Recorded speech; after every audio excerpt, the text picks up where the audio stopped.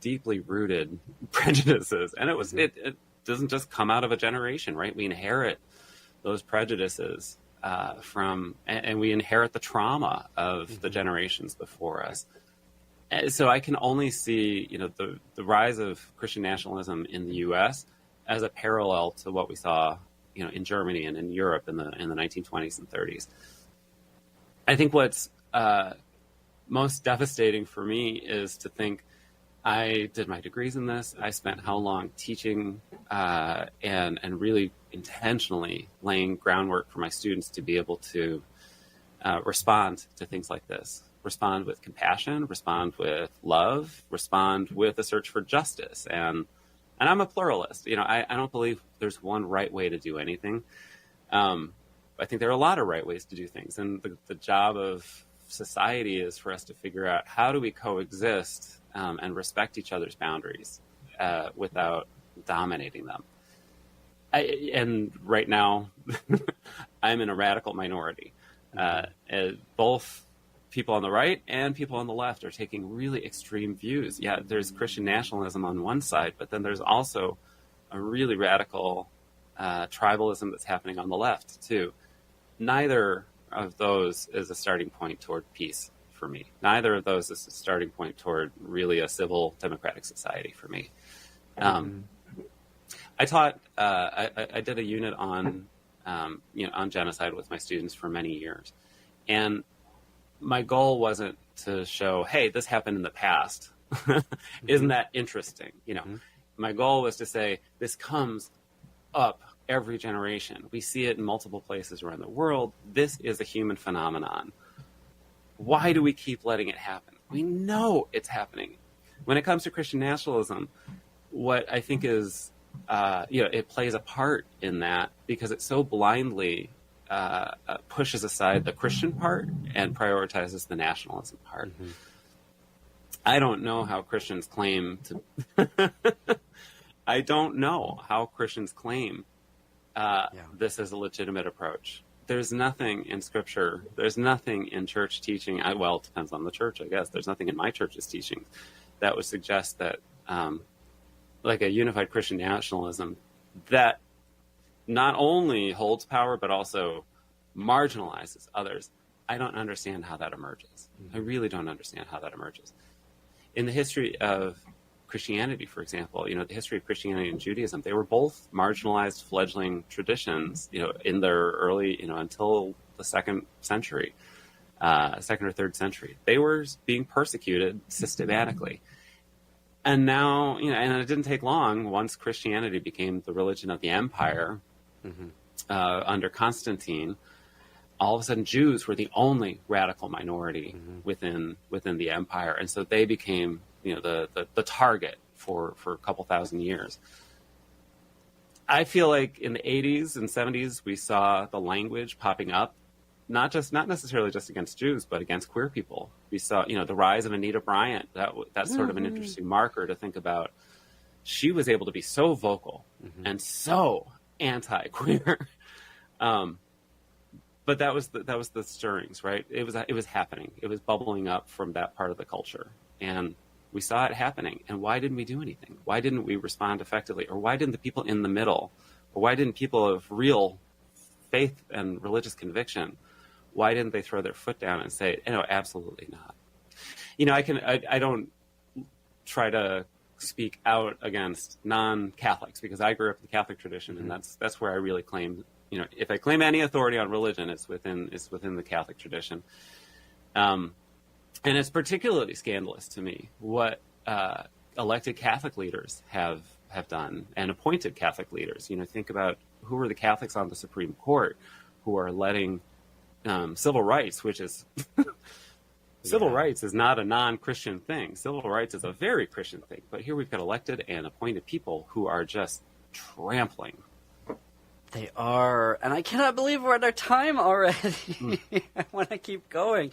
The book is 6 to Carry the Casket and 1 to Say the Mass, Reflections on Life, Identity, and Moving Forward.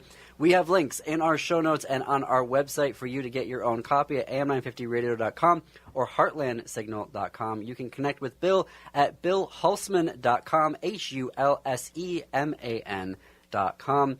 Bill, we're going to have you come back and talk some more here because there's so much to unpack. And I mean that for real. We're going to have make that happen. I look forward to it. All right. Well, thank you, everyone, for listening and or watching today. You can keep the gay going on all weekend long. On Saturday afternoon on AM 950, you can catch Twin Cities Pride Amplified at 3 p.m., The Illegal Trans Woman at 4 p.m., and The Downright Upright Show with Philip Anthony at 5 p.m. On Sunday at 11 a.m., tune in to WCPT 820 for Out Chicago. It's Sunday brunch with your gay best friends, Ella Miller and Scott Duff. Have a great weekend, everybody. See you back here on Monday, and keep it queer until then.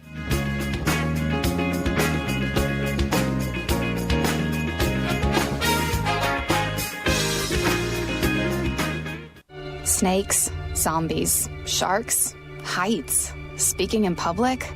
The list of fears is endless. But while you're clutching your blanket in the dark, wondering if that sound in the hall was actually a footstep, the real danger is in your hand, when you're behind the wheel. And while you might think a great white shark is scary, what's really terrifying and even deadly is distracted driving. Eyes forward, don't drive distracted.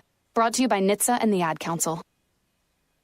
If you're caring for someone with COPD, you probably have a lot of questions. Caregivers juggle many roles. The right resources can help.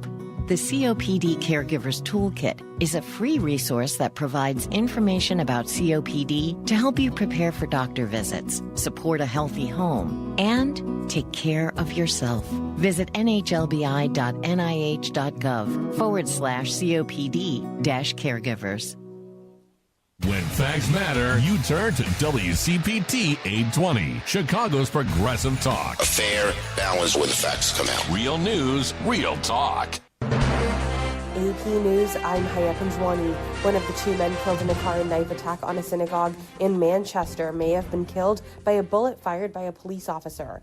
The Greater Manchester Police said a forensic examination has provisionally determined that the victim had a wound consistent with a gunshot injury. They said the attacker did not have a gun and that the only shots fired were by police. President Donald Trump is no longer distancing himself from Project 2025. When Donald Trump was still running for president in 2024, he distanced himself from Project 2025, the Heritage Foundation's massive proposed overhaul of the federal government, on July 20th, 2024 in Grand Rapids, Michigan. They come up with this, I don't know what the hell it is, it's Project 25. September 11th, 2024 in Philadelphia. I have nothing to do with Project 2025. But Trump posted Thursday morning on his Truth Social site that he'd be meeting with his budget chief, Russ Vought, quote, he of Project 2025 fame, end quote. Amar Moussa, who worked with the Biden-Harris campaign, says, quote, Donald Trump and his stooges lied through their teeth about Project 2025, and now he's running the country straight into it, end quote. When asked about Trump's reversal, White House spokesperson Abigail Johnson said Democrats are desperate to talk about anything aside from their decision to hurt the American people by shutting down the government. I'm Donna Warder. Sarah Mullally, the Bishop of London, was announced as the Archbishop of Canterbury. It's the first time a woman has been chosen as the spiritual leader of the Church of England. In a homily, Archbishop Mullally called for a stronger effort to combat anti-Semitism. We are witnessing hatred that rises up through fractures across our communities. I know that the God who is with us draws near to those who suffer. We then, as a church, have a responsibility to be a people who stand with the Jewish community. This is AP News. Indonesian crews pull more bodies from the rubble of a collapsed school. Suharyanto, the head of Indonesia's National Disaster Mitigation Agency, tells the media the bodies of 3 boys were pulled early on Friday from beneath the rubble of the school that collapsed. The structure had fallen on top of hundreds of people in the prayer hall at the century-old Kazini Islamic boarding school in Sidoarjo on the eastern side of Indonesia's Java island. Rescue crews have been working by hand since the collapse of the building on Monday as they search for survivors. But with no more signs of life detected by Thursday, they turned to heavy excavators equipped with jackhammers to help them progress more rapidly. As more than 50 students are still unaccounted for, the death toll is expected to rise, authorities say. Meanwhile, people including the rescue team participate in the Friday prayer. I'm Charles de Ledesma. I'm Haya Panchwani, AP News. This is 8:20 a.m. WCPT Willow Springs and streaming worldwide at WCPT820.com. We are Chicago's progressive talk, where facts matter. Now, your WCPT 820 weather update.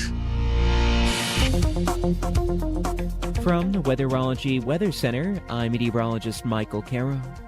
Lots of sunshine, very summer-like for today. We'll have highs in the upper 80s to near 90. Then for tonight, mostly clear, a low of 67. That stretch of summer-like weather continues into your weekend. Saturday, still full-on sunshine with highs in the upper 80s. And for Sunday, we'll climb up to a high of 86. Slight chance for an afternoon storm Monday up to 83. And that's your latest Chicago weather update. Right now it's 66.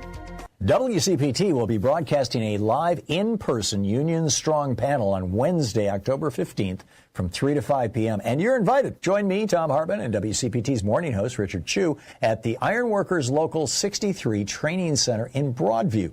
Panelists include Paul Wendy from Ironworkers Local 63, Rob Fulton from Riggers Local 136, Cliff Horowitz from Horowitz & Associates, Andy Rico from IBEW Local 176, and Tom Villanova from Southland Friends of Labor. This event is proudly sponsored by Ironworkers Local 63, Riggers Local 136, Horowitz & Associates, IBEW Local 176, and Southland Friends of Labor. Wednesday, October 15th from 3 to 5 p.m., Ironworkers Local 63 Training Center, 2523 Lexington Street in Broadview. That's just off the 25th Street exit on the Eisenhower Expressway. All listeners must register to attend this free event at WCPT820.com. Just click on the banner. WCPT 820, Chicago's progressive talk, where facts matter. Welcome to Choose Views with Richard Chu. Get ready to dive into a world of insightful conversations and thought-provoking discussions. As progressives, our job is to have an all-inclusive, full-on assault with all of our players. A show that focuses on moving our political, social, economic, gender, and cultural conversation forward. And all of our players means all of our players. It's Choose Views. And now, here's your host, Richard Chu. Good Friday morning, progressives. Chins up and shoulders back. Yes, it's time to fight. Welcome to the October 3rd, 2025 edition of Choose Views, 773-763-9278. Find my show on Facebook Live, TuneIn Radio, heartlandsignal.com, and YouTube. You can email me at richard@wcpt820.com. Follow me on X, Instagram, LinkedIn, Facebook, Blue Sky, Threads, and Substack. And definitely catch all of our shows by subscribing to our WCPT podcast on Apple Podcast, Spotify, and iHeartRadio. There, you can get Choose Views featured interviews, and of course, Joan Esposito live, local and progressive, driving it home with Patty Vasquez. The Big Picture with Edwin Eisendrath, our out Chicago folks handling things over the weekend, and our other shows and interviews throughout the course of the day. Make your way to our heartlandsignal.com digital platform to check out some of the great posts that we have there. Man, it's a long list, but it's a good list. Everything from J.D. Vance playing down Donald Trump's racist sombrero and mustache that was put on Hakeem Jeffries as a meme or a joke, but at the end of the day, it was racist to our Latino brothers and sisters as well, Latino and Mexican brothers and sisters, as well as African Americans, just purely unnecessary from the president, nonetheless. Okay, I have my issues with former President Biden and his imperfections and what he could have done or should have done, but I don't recall him, while president, doing something like that to someone of any ethnicity. Representative Ilhan Omar is talking about how, you know, the state of Wisconsin, the state of Minnesota, apologize for that. You know, the president didn't offer any condolences to, you know, the folks that were lost in that terrible shooting, but he was all up in Charlie Kirk's, you know, remembrances. So that's another great clip that's there. And the Ohio State Attorney General gets upset with the private drug companies for not letting him execute prisoners on death row with their drugs. I mean, is that a Christian thing to do? I don't think so. So make your way over to heartlandsignal.com to check out our digital platform, our articles, our posts, and certainly our items that are Heartland Signal on X. And on today's show, so keep it moving as best I can, which is why you're hearing the paper shuffling and the moving around. Michelle Peltier will be with us in the 6:30 hour for a Friday session of Moments with Michelle, and a little bit of information we'll be sharing with you guys along that line. I had an opportunity to interview Jake Tapper, and interesting interview. We talked a little bit about a couple things, and that will be airing later in the 6:30 segment. It's in two parts, so we'll have that at the last few minutes of the 6:30 segment, and then in the 7 o'clock hour as part of that. And then at 7:30, it's this month with the mayor. Mayor Brandon Johnson from Chicago will be with us at 7:30. So we're looking forward to all of that, and we appreciate you guys being with us this morning. But right now, check this out, progressives.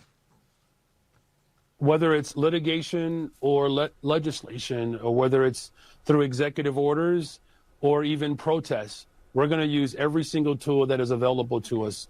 Look, Wolf, this administration cannot be trusted.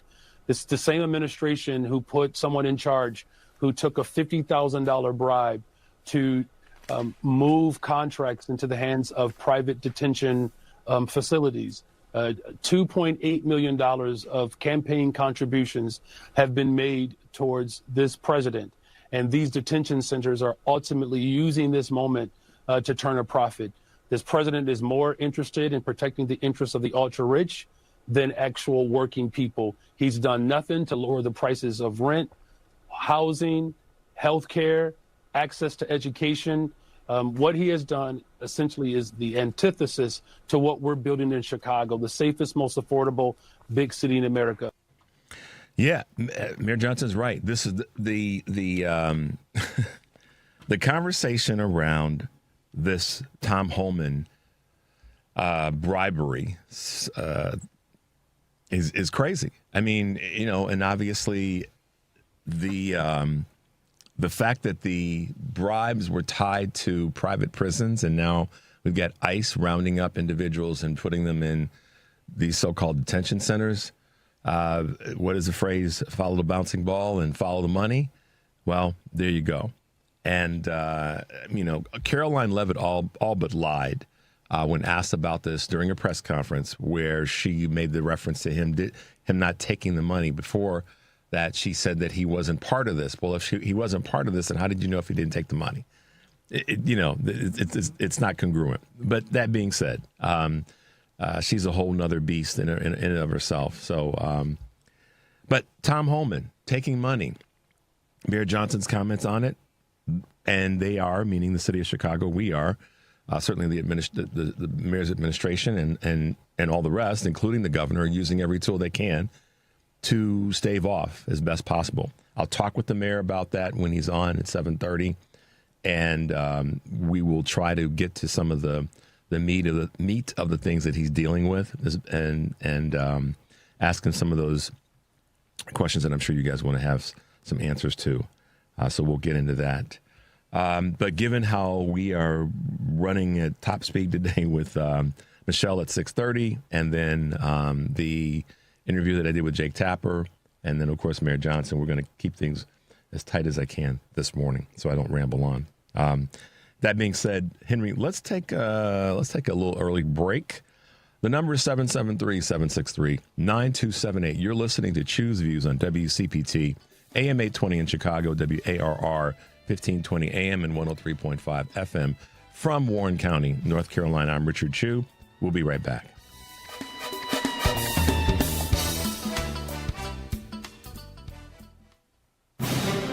This is a WCPT Veteran Minute. In the heart of World War II, while the skies rumbled with the roar of combat, a groundbreaking squad of pilots emerged from the segregated South, the Tuskegee Airmen. An elite group of African-American pilots defied the odds with their courage and skills. Trained at the Tuskegee Army Airfields in Alabama, they became the first black aviators in the U.S. military. Despite facing racism and skepticism, they soared through the skies, unmatched precision, escorting bombers and earning a distinguished reputation for their bravery. Their red-tailed P-51 Mustangs became a symbol of excellence and resilience, and in 2007, the Tuskegee Airmen were finally honored as they were awarded the Congressional Gold Medal. These aviators didn't just fight for victory in the air, they battled for equality on the ground, forever altering the landscape of the American military and inspiring generations to come. This has been a WCPT Veteran Minute.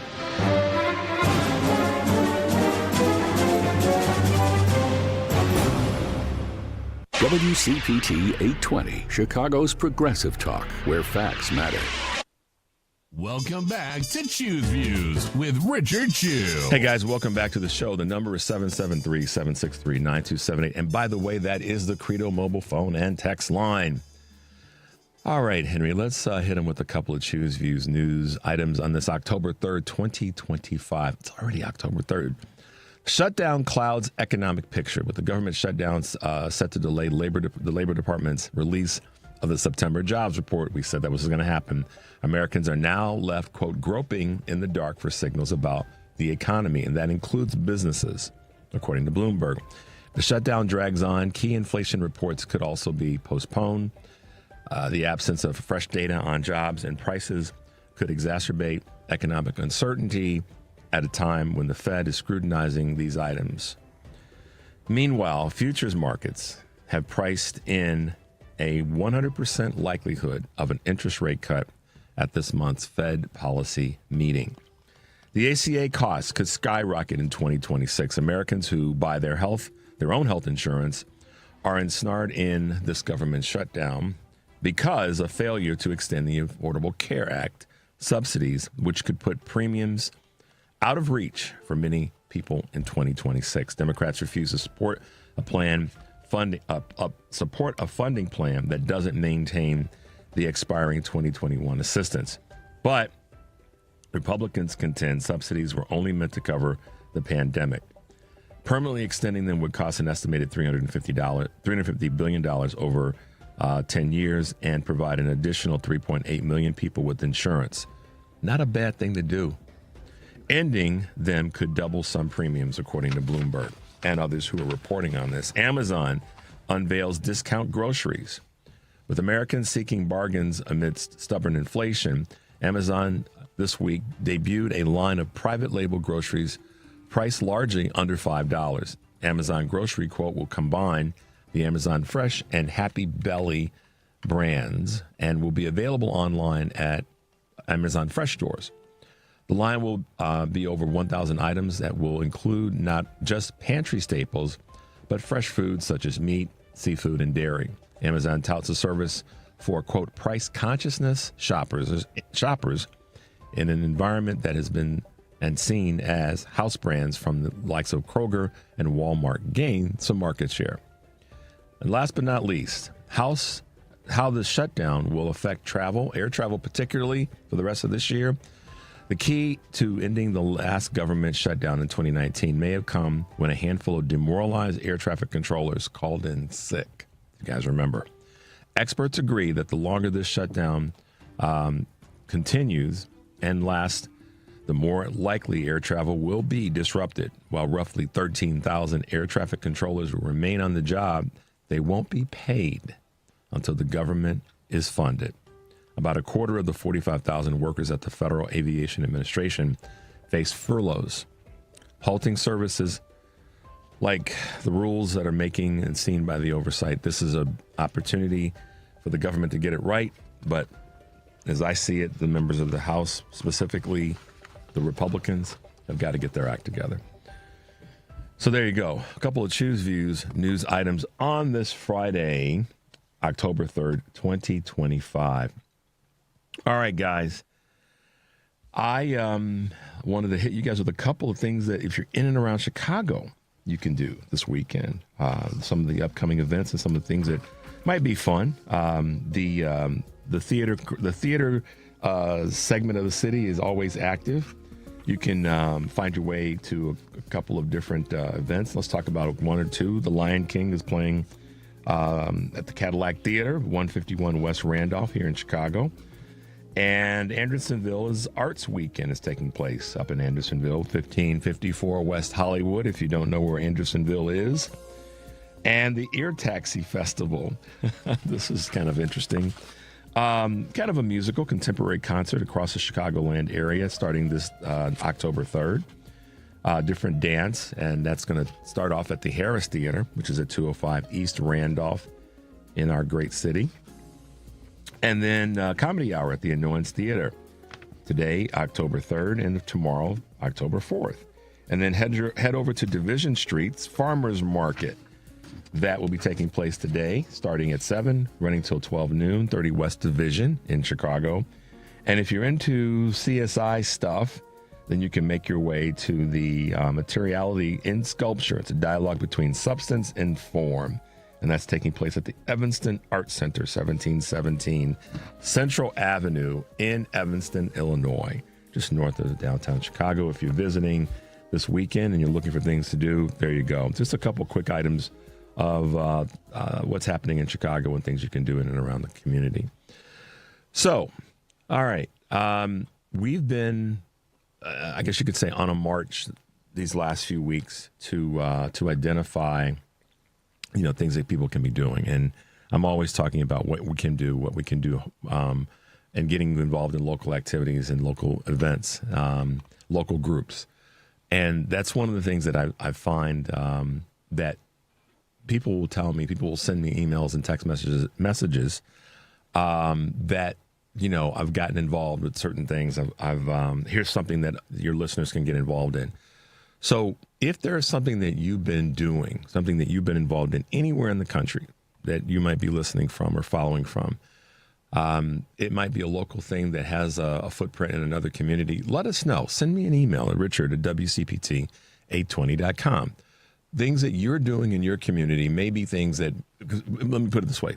There are a lot of people who feel stuck and don't know what to do. And one of the things that I try to do with this show is to remind people to get active, to stay active, to get out and about, to be doing something at this point in time. I know it is, I can get questioned, or that thought can get questioned as to what's the impact of it. I think the most important thing you want to take away is how it makes you feel.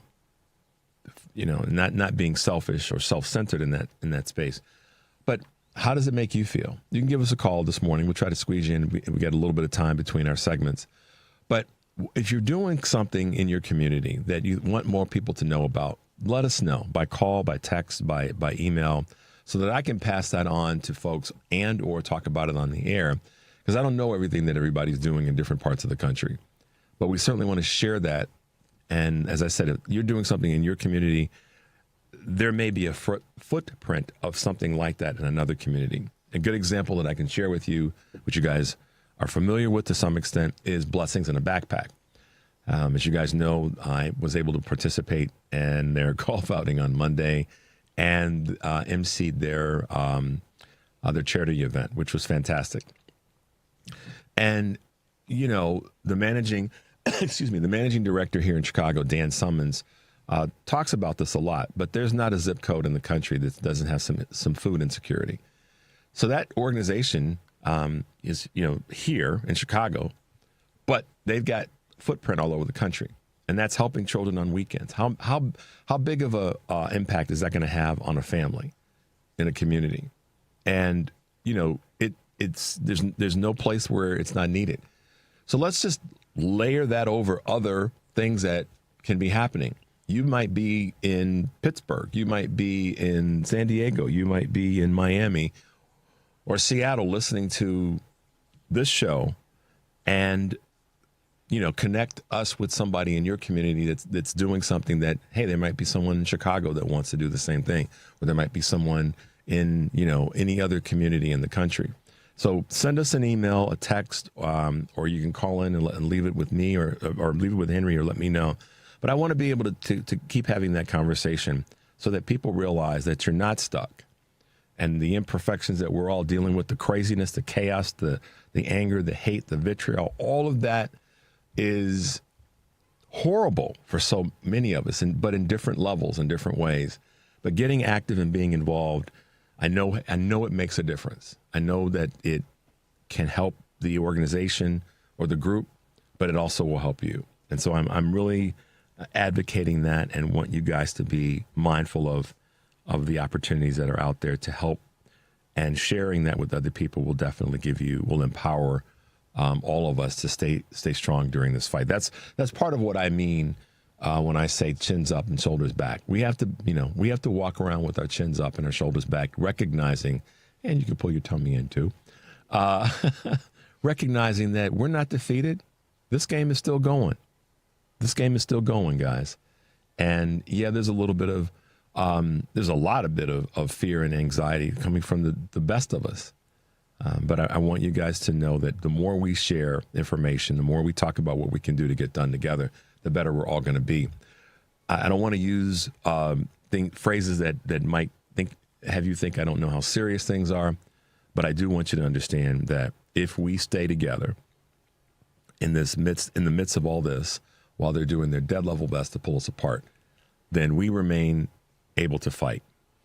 And I think one of the things that I charge myself with this show, as much as it's having guests and doing interviews and informative conversations as best we can, is to keep reminding all of us that we, by fighting together rather than against each other, we will be able to do the work that we have to do to sustain this. There's some crazies out there and some crazy things that are out there. We all know that. But we also recognize that this is an opportunity for us to stay strong in this fight and in this battle. So just wanted to remind you guys of that. It was on my heart and on my mind to talk about that a little bit today. And hopefully you guys can hear that message. So let me hit you guys with a couple of things that are going on with our shows today on Live, Local, and Progressive. Joan Esposito will be taking your calls in the first half of the show.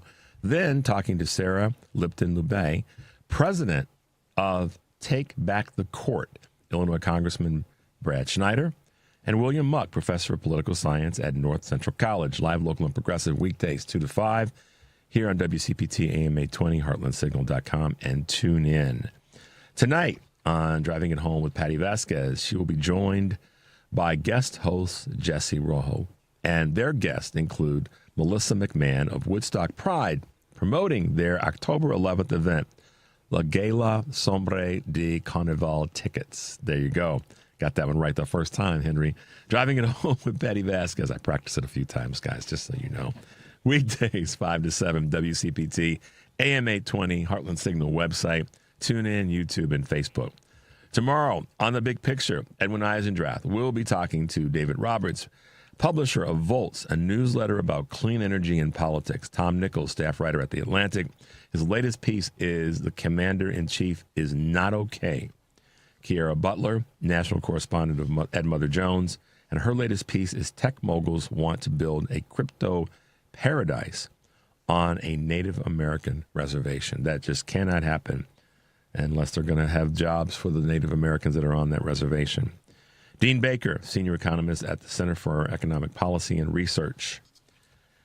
So check out our shows today and this weekend.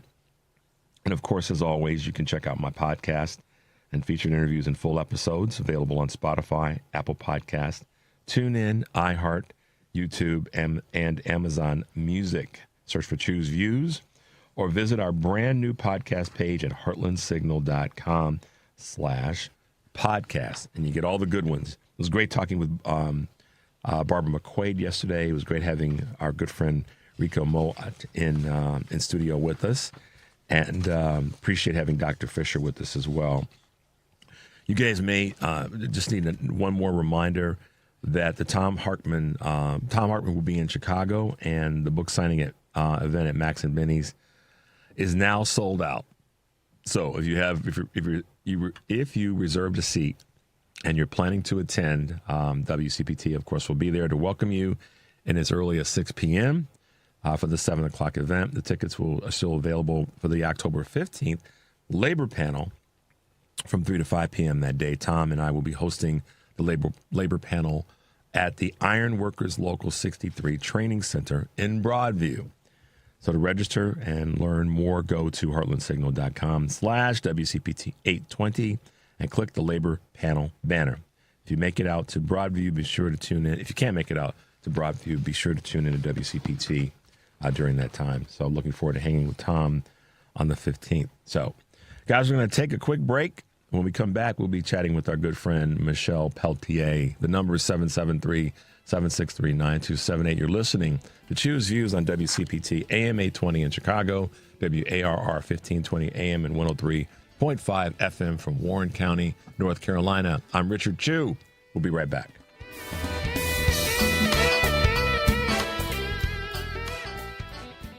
Must qualify for enrollment. Results may vary. Just hearing the word IRS can make people break out in a cold sweat. No one wants to deal with the IRS, and now you don't have to. The good news is Legal Tax Defense has been successfully negotiating with the IRS for more than 15 years. It doesn't matter how much you owe, whether it's $5,000 or $5 million. You deserve the best in the business on your side, and that is Legal Tax Defense. Even if you're working with someone else and just want a second opinion, there is no cost or obligation to call. They can prevent levies, liens, wage garnishments, even file back tax returns. And the best news about Legal Tax Defense is they won't take your case unless they know they will reduce or eliminate your tax debt. Call Legal Tax Defense right now for a free no-risk consultation. 800-348-8569. 800-348-8569. You have nothing to lose but everything to gain. 800-348-8569.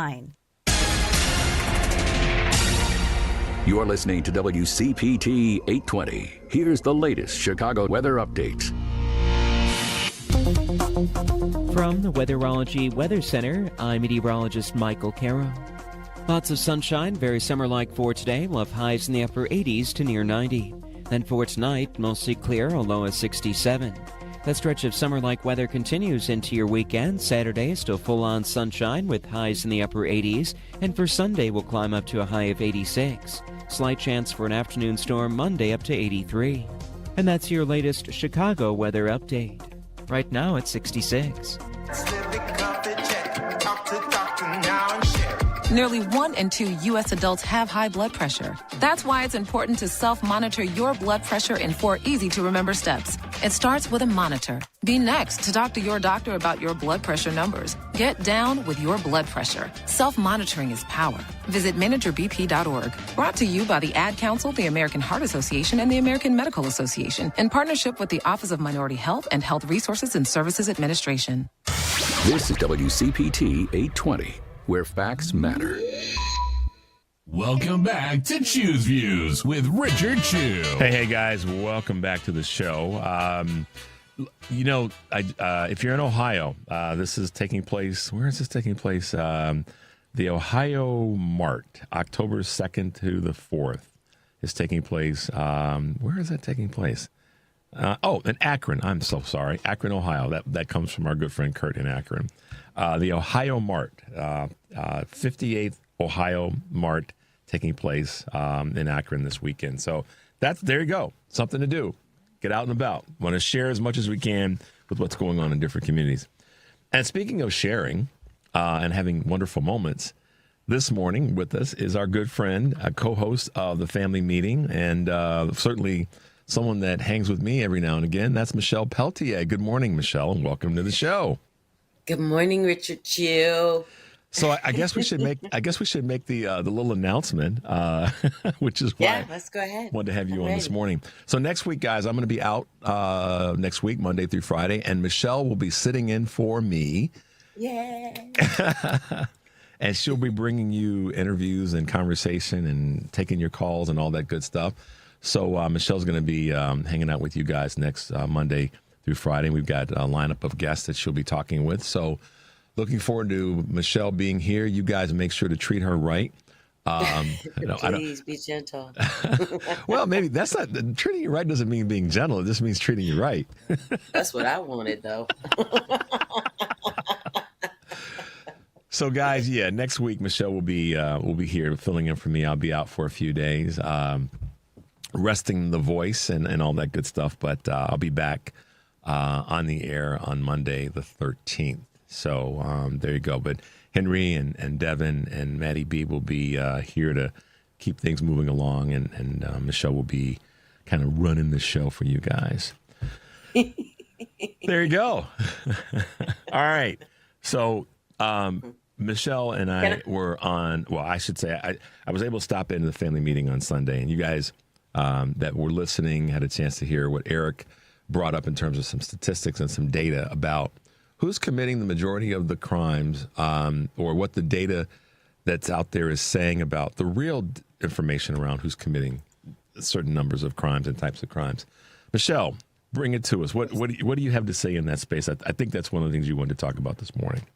Well, I actually, I wanted to first thank you for joining us on Sunday. Thanks. We miss you. We do. And so it's always good to have you there. And I also, and I know we've got a quick segment today, but I also wanted to thank you for the gift of allowing me to sub for you while you're out. Absolutely. It's such an honor, and I really appreciate it. So thank you. My pleasure. Looking forward to you doing your thing. Well, I'm going to do my best. In terms of all of, and I know we're going to be quick today. I did find the clip that I was looking for, but I don't necessarily want to spend time talking about that either. It was so interesting when Eric said, if people who slapped people just ran up and slapped them and they were all left-handed, how would we handle that situation? Right. And what did you say, Richard? Well, yeah. So Eric laid out a great question. We were breaking down where the numbers we were talking about violence and things that happen in crimes in America and what the real data shows, but not talked about. So Eric started off the segment asking this question: if you lived in a community anywhere in the country, and all of a sudden you notice that 60% of the people with left hands were slapping people in the community. Just walking up and randomly slapping people. Just randomly, yeah. Just randomly slapping people. What would you do? And I said, I just, with a little bit of laughter in my voice, I said, well, let's cut their left hand off. Henry's losing his mind right now. He's like, yep, that's it. He's blushing. And I said, well, just cut their hands off. Just because, and he was so serious, you guys. I mean, he was like, it just came out so fast. He was right there in the moment. Cut him off. Cut him off. That was my response. Cut their left hands off. They're slapping people, just, unceremoniously walking down the street and slapping people. And we were fortunate to have Michael Fosberg, author and film producer, with us, and he didn't disagree to that. Eric and Michelle both laughed at me in saying that, but we were getting to a larger point, and I'll shut up and let Michelle do her thing. No, you go ahead. You go ahead. I'm happy to hear you talk about this topic. Well, I know it's a moment with Michelle, but it's also to introduce you being here next week. But listen, what the context and content was about the underreported crime as it relates to the data that's out there. Some of it completely vetted, some of it being vetted as it relates to who commits the majority of crimes in America, not percentage-wise, but just the raw numbers. Yeah. And we talked about this from the perspective of we've always had this picture that's representing crime as predominantly coming from people of color. Yes. And the data doesn't back that up. And it backs up a different conversation. One's a narrative, and that's the narrative that we've been led to believe in this country, that the majority of the crime is committed by people of color. And one of the things that Charlie Kirk got so much attention around is that he would, have his arguments. I'm not going to call them debates. He would have his arguments with college students, and one of his leading statements was that 80% of all crime in America is committed by black people. Yep. And that's patently false. And what it did is it riled up the community of guys that actually are the real perpetrators of the majority of crime, white collar and other than, in America. But it's underreported. And so because of that, Eric had some breakdown of statistics that we talked about. But the overarching part I felt, and Michelle talked about this as well on Sunday, is that a lot of people don't want to hear that truth. Right. And because a lot of people don't want to hear that truth, the narrative gets perpetuated, but the data doesn't get, represented in its right form. Michelle, what were some of your other thoughts about that?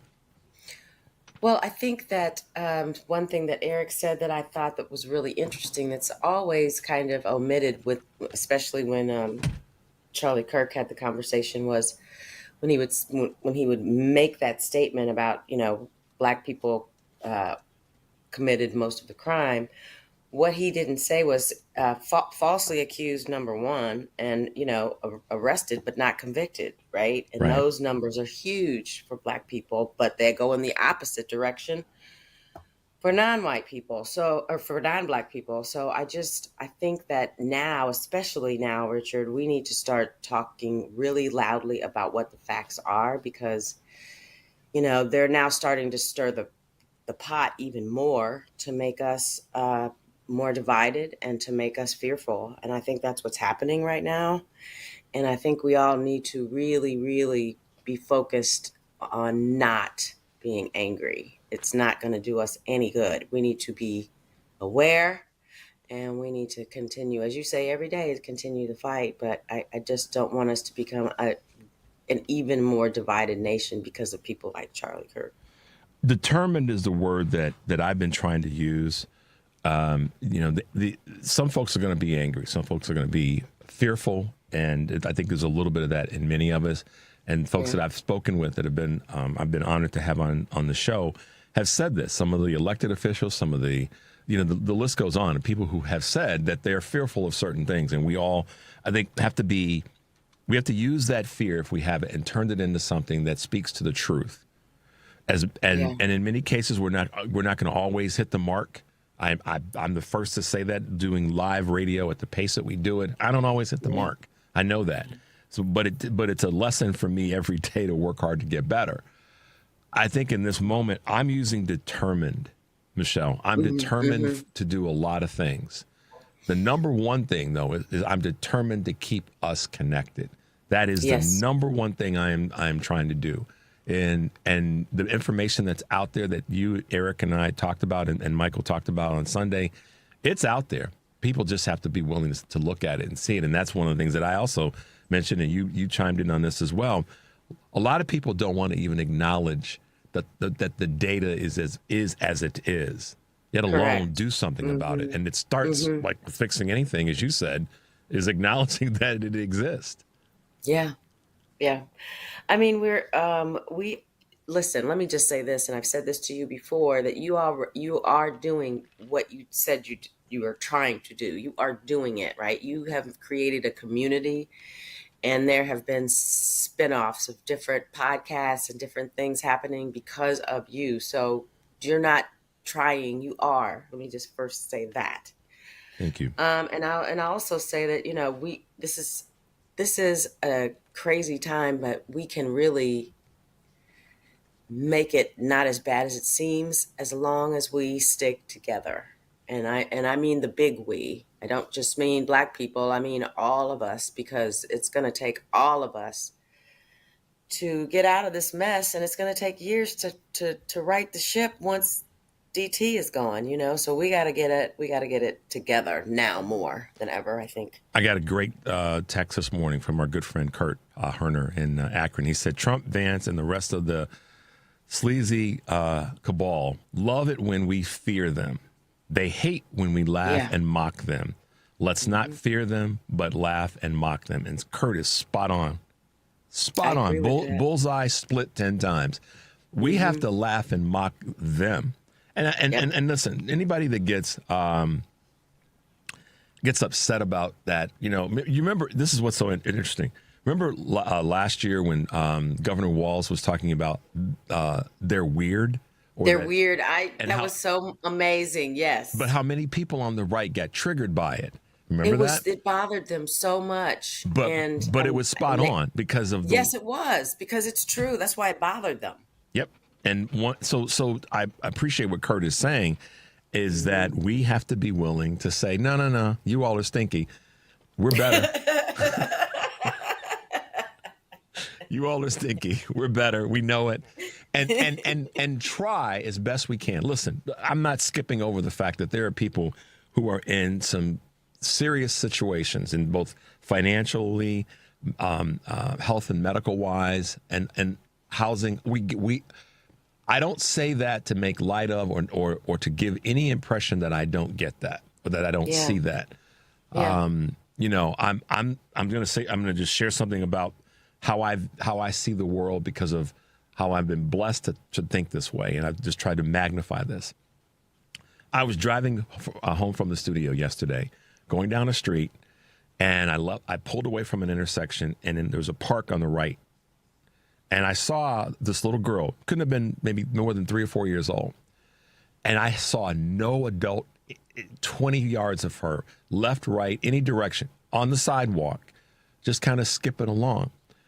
And in my brain, I thought she was too young to be out there by herself. Mm-hmm. I stopped the car in the middle of the street.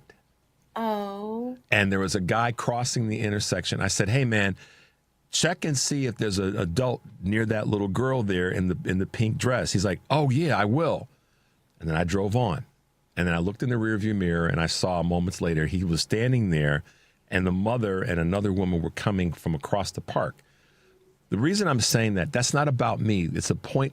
The point I'm making is we have to do the things that are keeping us connected, and it starts with caring for each other. That's exactly right. And and in my mind, it starts with us being willing to slow down our universe enough to realize that there are people out there that do need our help. They do need our support. They do need our connectedness. So that's not about me. I don't want that to sound like it's about me. It's about us recognizing the importance of us slowing down to see the things that we may not see because we're all so focused on, oh my God, this craziness is going on. They want us to not pay attention to that kind of stuff. Now, the little girl was okay. But they want us to not look outside of ourselves to others, to be caring for others. Yeah. May I tell a real quick one? Absolutely.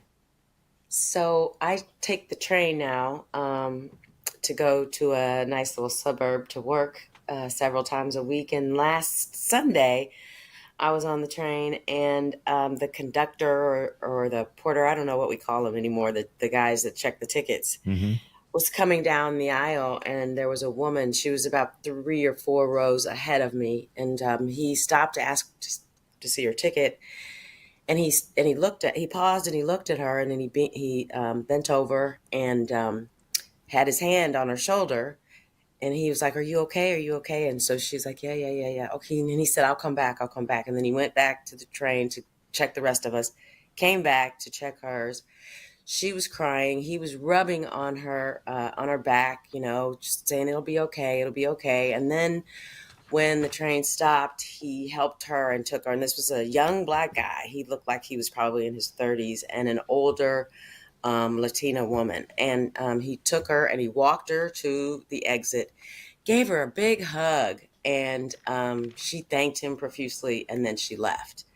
So when I got to my destination, which was back in Chicago, I was determined to find that young man because I was so moved by it, Richard. I was so moved by it. Right. And when I exited the train, I found him, and I said, I said, "You are a blessing." I said, "That was so, so sweet and wonderful of you." And he said to me, "It's just God, ma'am. Thank you." Yeah. And I'm like, that's what we're supposed to be doing. Yep, it is. We're going to leave everybody with that great story, Michelle. Next week, Michelle will be sitting in for me, and I'm excited for her and for you guys and the guests that she'll be talking with. It's going to be fun for you all as well. We're going to take a quick break. Michelle, thanks for hanging with us for a few minutes this morning. And I'm wishing you all the success that you deserve next week, filling in for me. It's going to be a ball. You're going to have a fun time. You're going to make a lot of people laugh, as you always do, because we know the giggles and the chuckles will be there. I hope so. Thank you, Richard. All right, Michelle, have a great rest of the day and lots of success next week. Thank you. You too. And I really, really appreciate it. And tell your listeners to don't turn the channel. That's right. Turn it to this. All that other garbage out there, let it go. Right. All right, Michelle, talk to you. Okay, bye-bye. Bye. All right, you're listening to Choose Views on WCPT, AM 820 in Chicago, WARR 1520 AM and 103.5 FM from Warren County, North Carolina. I'm Richard Chu. We'll be right back.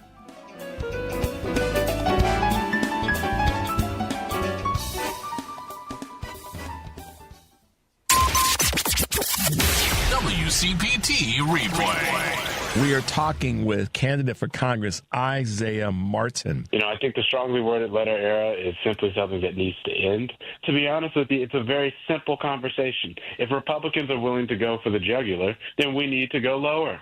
And I think, seriously, if that means gerrymandering out Republicans, then that's fine. I don't really care about the Republicans that have been holding their seats for the last 20 years. I don't care about the seniority that they claim to have racked up. I don't care about the friendships that they claim to have made along the way. I don't care.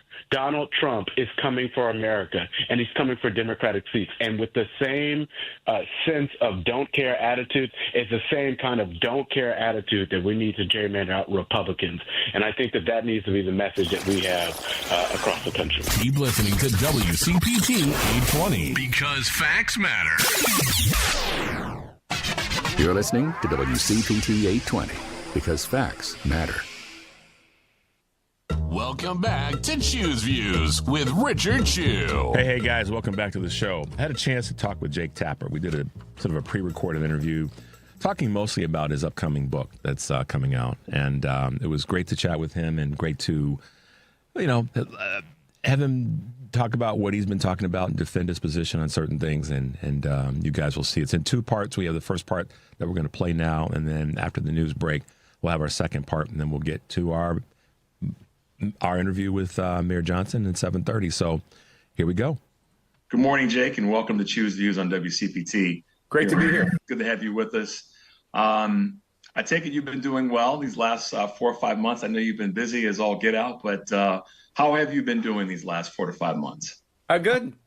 Things have been going well. I mean, the family's well. There's a lot of news going on. And obviously, when there's a lot of news, I'm very busy, which is generally a good thing, even if the news is not necessarily fun. It's my job to bring it. Absolutely. Well, obviously, the latest conversation around you has been, the last 4 months with the books, both Original Sin and now your latest release, Race Against Terror, which, I'm a person that likes a good crime novel and a good suspense movie, as so many of us do. Talk a little bit about this latest writing of you. I call it kind of a spy novel. Yeah, I mean, it was a really intriguing story. It's nonfiction. When it was told to me, I couldn't even believe the story.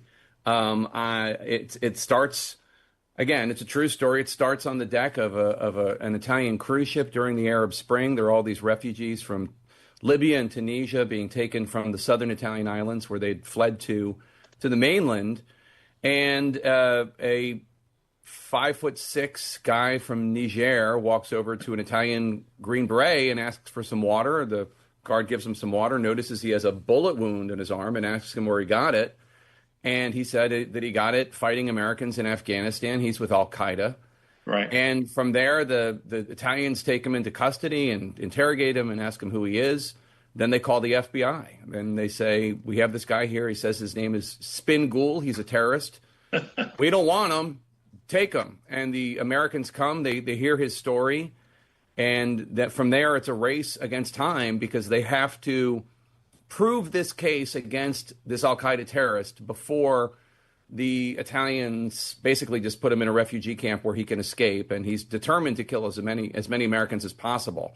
So it's this high-pressure situation where the Americans are sleuthing, tracking down evidence, and I don't know about you, but that's always the part of the TV shows that I love the most, whether it's CSI or Law and Order, the sleuthing, the finding the fingerprint, the finding the material witness, and on and on. They build this incredible case against this guy and then bring him to court. And there are all these obstacles and interesting stories and fascinating characters. And it's all just a true story that I was lucky enough to stumble into. So with you being obviously the noted investigative journalist, I mean, going back in time to, your origin, that's, a lot of where you started. What was it about that part of what you've done and this story that really intrigued you the most, or certainly high on the list of intrigue for you?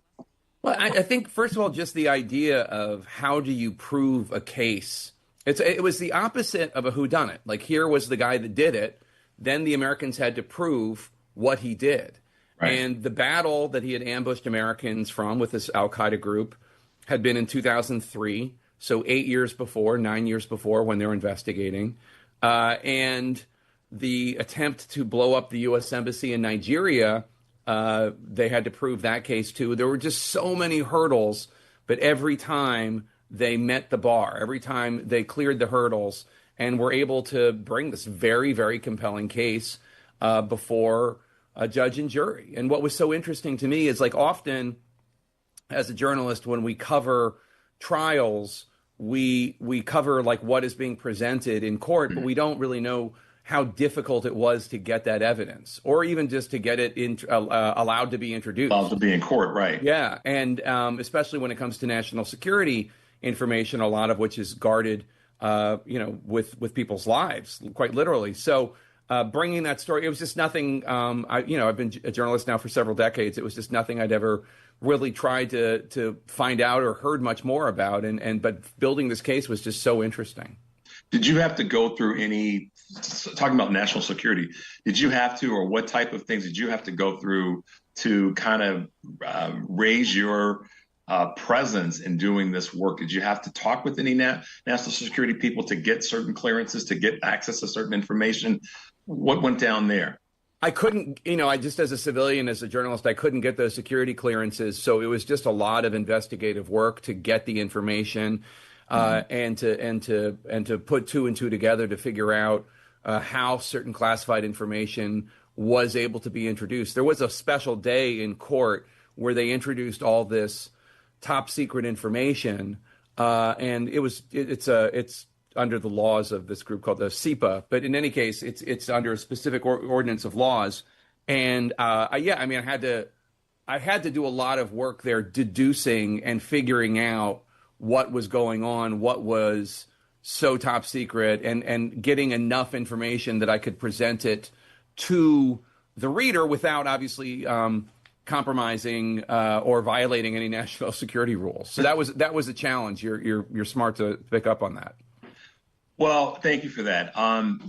Some of the reviews that have come that I've read so far, and I haven't read the book in its entirety. I haven't read the book at all, but I've read the synopsis, is what I was looking for, and reviews. And riveting is a word that keeps coming back with everything that I've read about what's inside, what's captured, no pun intended, and sort of how this plays out.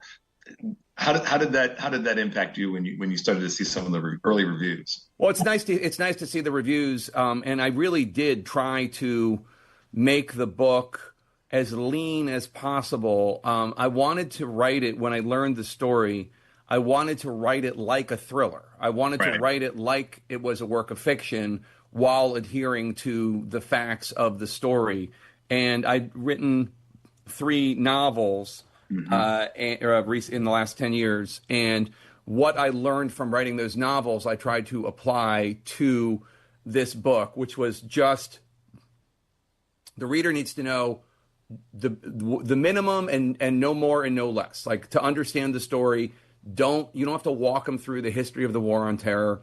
You just have to assume a certain amount of sophistication and just bring the reader on a story. You want them to find it urgent, to want to find out what happens next. You want to have them turning the page and turning the page and turning the page. One of the best compliments I got was from a producer with the Stephen Colbert Show, who she had just had a baby. She has 2 little kids at home, and she read it on a flight, and she had been planning on taking a nap during the flight. And if you have kids, you know how valuable that sleep time is when you have little kids. But she found it. She just couldn't put it down. So that was a great compliment from a new mom. New mom that needs her sleep. Listen, I don't. My wife and I don't have children, but we love our sleep whenever we can get it. Yeah. So I can appreciate that.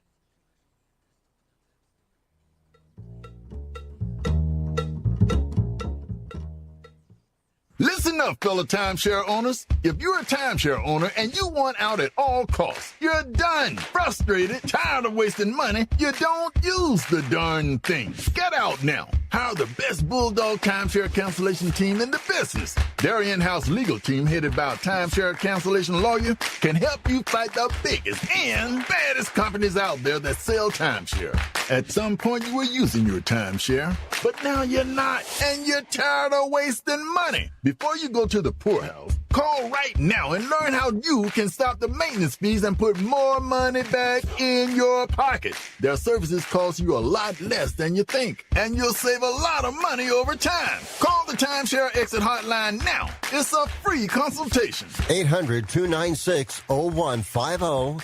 800-296-0150. 800-296-0150. That's 800-296-0150. Picture this. You're halfway through a DIY car fix, and boom, you're missing a part. But it's okay, because whatever it is, it's on eBay, and it's guaranteed to fit every time. eBay. Things people love. AP News, I'm Haya Panjwani. It's day 3 of a government shutdown. AP's Lisa Dwyer reports on billions being cut from states that did not vote for the GOP funding bill. The Trump administration has announced the cancellation of $7.6 billion intended for clean energy projects across 16 states. Each of those states are where both senators voted against the Republican bill to keep the federal government open. The announcement by the Energy Department comes after the Republican funding bill could not muster enough votes to pass in the Senate, initiating a federal government shutdown. The Trump administration says the projects do not align with national energy needs. Critics argue the move is politically motivated and could raise energy costs while threatening thousands of jobs. I'm Lisa Dwyer. President Donald Trump says he'll meet with Budget Director Russ Vought to discuss spending cuts. Trump says they'll determine which of what he calls Democrat agencies to cut during the government shutdown. AP correspondent Charles Ledesma reports one of the victims in the Manchester synagogue attack may have been hit by gunfire. One of the 2 men killed in a car and knife attack on a synagogue may have been killed by a bullet fired by a police officer. Greater Manchester Police Chief Stephen Watson said a forensic examination has provisionally determined that the victim had a wound consistent with a gunshot injury. He said the attacker did not have a gun and that the only shots fired were by police. Police say local residents Adrian Dalby and Melvin Kravitz had died in the attack on Thursday on the Heaton Park Congregation Synagogue in the Manchester suburb of Crumpsall. 3 other people are hospitalised in serious condition. I'm Charles Ledesma. Israel intercepted most of the vessels in a flotilla that was carrying a symbolic amount of humanitarian aid. Organizers say more than 40 vessels were aiming to break Israel's blockade of Gaza. This is AP News. AP correspondent Ed Donahue reports on a move towards natural ingredients at Pepsi. Products sold by PepsiCo include Mountain Dew, Captain Crunch cereal, and Doritos. We're moving from an artificial to an agricultural raw material supply chain. Tostitos and Lay's will be the first PepsiCo brands to make the shift, with naturally dyed tortilla and potato chips expected in-store shelves later this year. Tostitos Salsa Verde is switching from synthetic colors to carob powder. Pepsi's Damian Brown used a lemon lime drink as an example. The natural drink has a lighter color to it. This uses beta carotene, so extracted from carrots. And you can see that beta carotene you would think would be orange, but at different concentrations you could give it as a yellow. Purple sweet potatoes and various types of carrots are being tested to color drinks like Mountain Dew. Pepsi itself does not have artificial dyes. I'm Ed Donahue. I'm Haya Panjwani, AP News. This is 820 AM, WCPT Willow Springs, and streaming worldwide at WCPT820.com. We are Chicago's progressive talk, where facts matter. Now, your WCPT 820 weather update. From the Weatherology Weather Center, I'm meteorologist Michael Caro. Lots of sunshine, very summer-like for today. We'll have highs in the upper 80s to near 90. Then for tonight, mostly clear, a low of 67. That stretch of summer-like weather continues into your weekend. Saturday is still full-on sunshine with highs in the upper 80s. And for Sunday, we'll climb up to a high of 86. Slight chance for an afternoon storm Monday up to 83. And that's your latest Chicago weather update. Right now it's 66. Are you paying too much for term life insurance? A man age 50 non-tobacco user can obtain $500,000 of coverage for as little as $110 per month. Level rate for 20 years. That's right, guaranteed level rate for 20 years. If you're a smoker, there are great rates available for you as well. Call Term Busters for a quote. 1-800-908-7636. You're probably paying more than you should. Call 1-800-908-7636. Remember, call Term Busters. 1-800-908-7636. Sample rate for preferred non-tobacco rate class. Exam required to qualify. Alexa, play WCPT. WCPT from TuneIn. This is Choose Views with Richard Chu. Hey guys, welcome back to Choose Views, 773-763-9278. Here's part 2 of my interview with Jape Tacker. So listen, man, let's talk about books for a second, and provocative books and speech. So this week I've had on my show Kim Snyder, the documentarian who just put out this new documentary called The Librarians. If you haven't checked it out yet, Jake, you should put that on your list of things to check out. It's really a smart piece of work in documentary form that speaks to the librarians in America and how they're being affected and impacted by this book banning and the conversation around free speech. So I would highly suggest you check it out. But to that end, what are your thoughts? What are your feelings, frankly, as a writer, in addition to your work as a television host and journalist, when it comes to this conversation around books and banning and free speech? I mean, I find the trends to be alarming in terms of people not wanting the public to have access to information that maybe they find offensive. And this is something that I've been seeing happening from the left and from the right. I've seen folks in some school districts, some progressives, not wanting To Kill a Mockingbird or Huckleberry Finn to be available for kids because there are words in the books that offend them.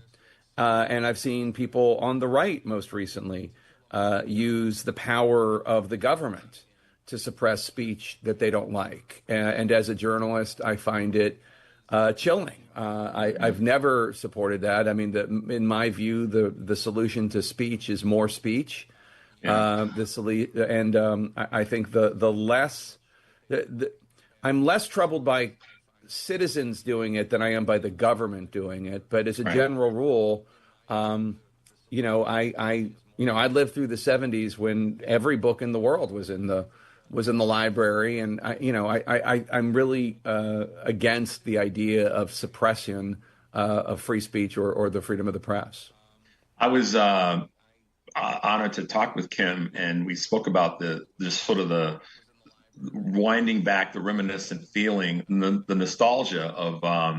And I'm a couple years older than you, but we appreciate this, I think, in the same way. Going to the library and just sitting there for hours and reading everything that you were curious about that wasn't in your school library, being able to go to the public library. My mother would drop me off and I'd go and I'd read and come home from the library and have so much to talk about. And that then fosters so much of what I call intellectual curiosity.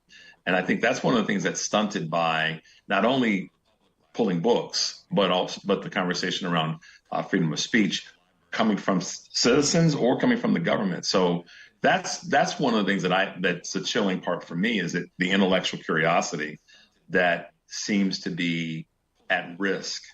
Yeah, and combined with what's happening with kids and their phones, and kids thinking that they can get education just from YouTube or just from TikTok or just from Instagram.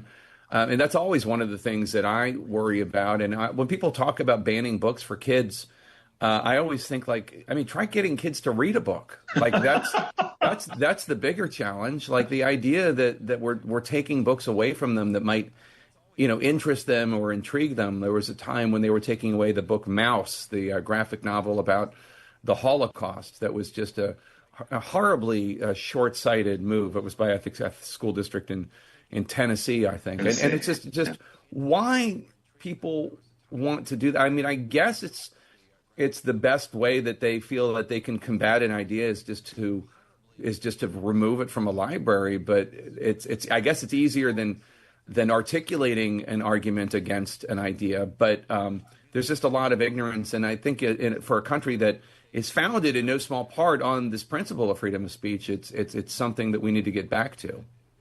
Yeah, I mean, you and I both come from heritages. I guess I can say that without wrecking the King's English too much, where we know the downside of taking away freedom of speech. With your family's heritage and with mine, African American, that being removed is not a slippery slope. It's a fast moving train in the wrong direction. Well, and they're removing all these books about the Black experience from the library at West Point. And I just have to wonder, like, what are they afraid of? Like, okay, let's say that somebody doesn't like Ibrahim Kendi's book on racism. What does banning it get you? You're not. I mean, you can buy to have to create an argument. To your point of moment ago, if you don't like it, then let's create an argument and have a conversation around it and a debate around it or whatever, so that the merits of the book can be discussed rather than just eliminating it completely. Also, the idea that the removal of books by important representatives from minority groups that displays a tremendous amount of insecurity on behalf of the majority white group. Yeah. Because, I mean, I'm not, I haven't read Kendi's book, so I don't have a position on it. But I understand it's controversial. I understand there are people who disagree with it. So argue about it. So have a discussion about it. So defeat the premise of the book in an assembly or in an event at the West Point Library or at the Annapolis Library. I forget which one it was, actually. It might have been Annapolis now that I think about it. But in any case, why not just have a discussion of ideas? I just don't think that we just seem to have become such a country of such fragile egos. There's no doubt about that. And that I'll label or talk about the label of a book that actually speaks to it, written by a great author. And the title of the book is White Fragility. I think at its core, that's part of Dr. Robin DiAngelo. I think that's part of what's happening. And it leads itself into some gender fragility conversations as well. So I agree with you. Having the conversation, speaking about it, having the argument or the discourse is a better way. But a lot of it is built off some of the suppression that we see happening. But I wanted to get your take on that, given that you have been prolific in your writing and certainly most recently with this new thriller. So what are your true biggest concerns right now, Jake? You see a little bit more than most people, given what you do and your shows. What are your biggest concerns currently from the current administration?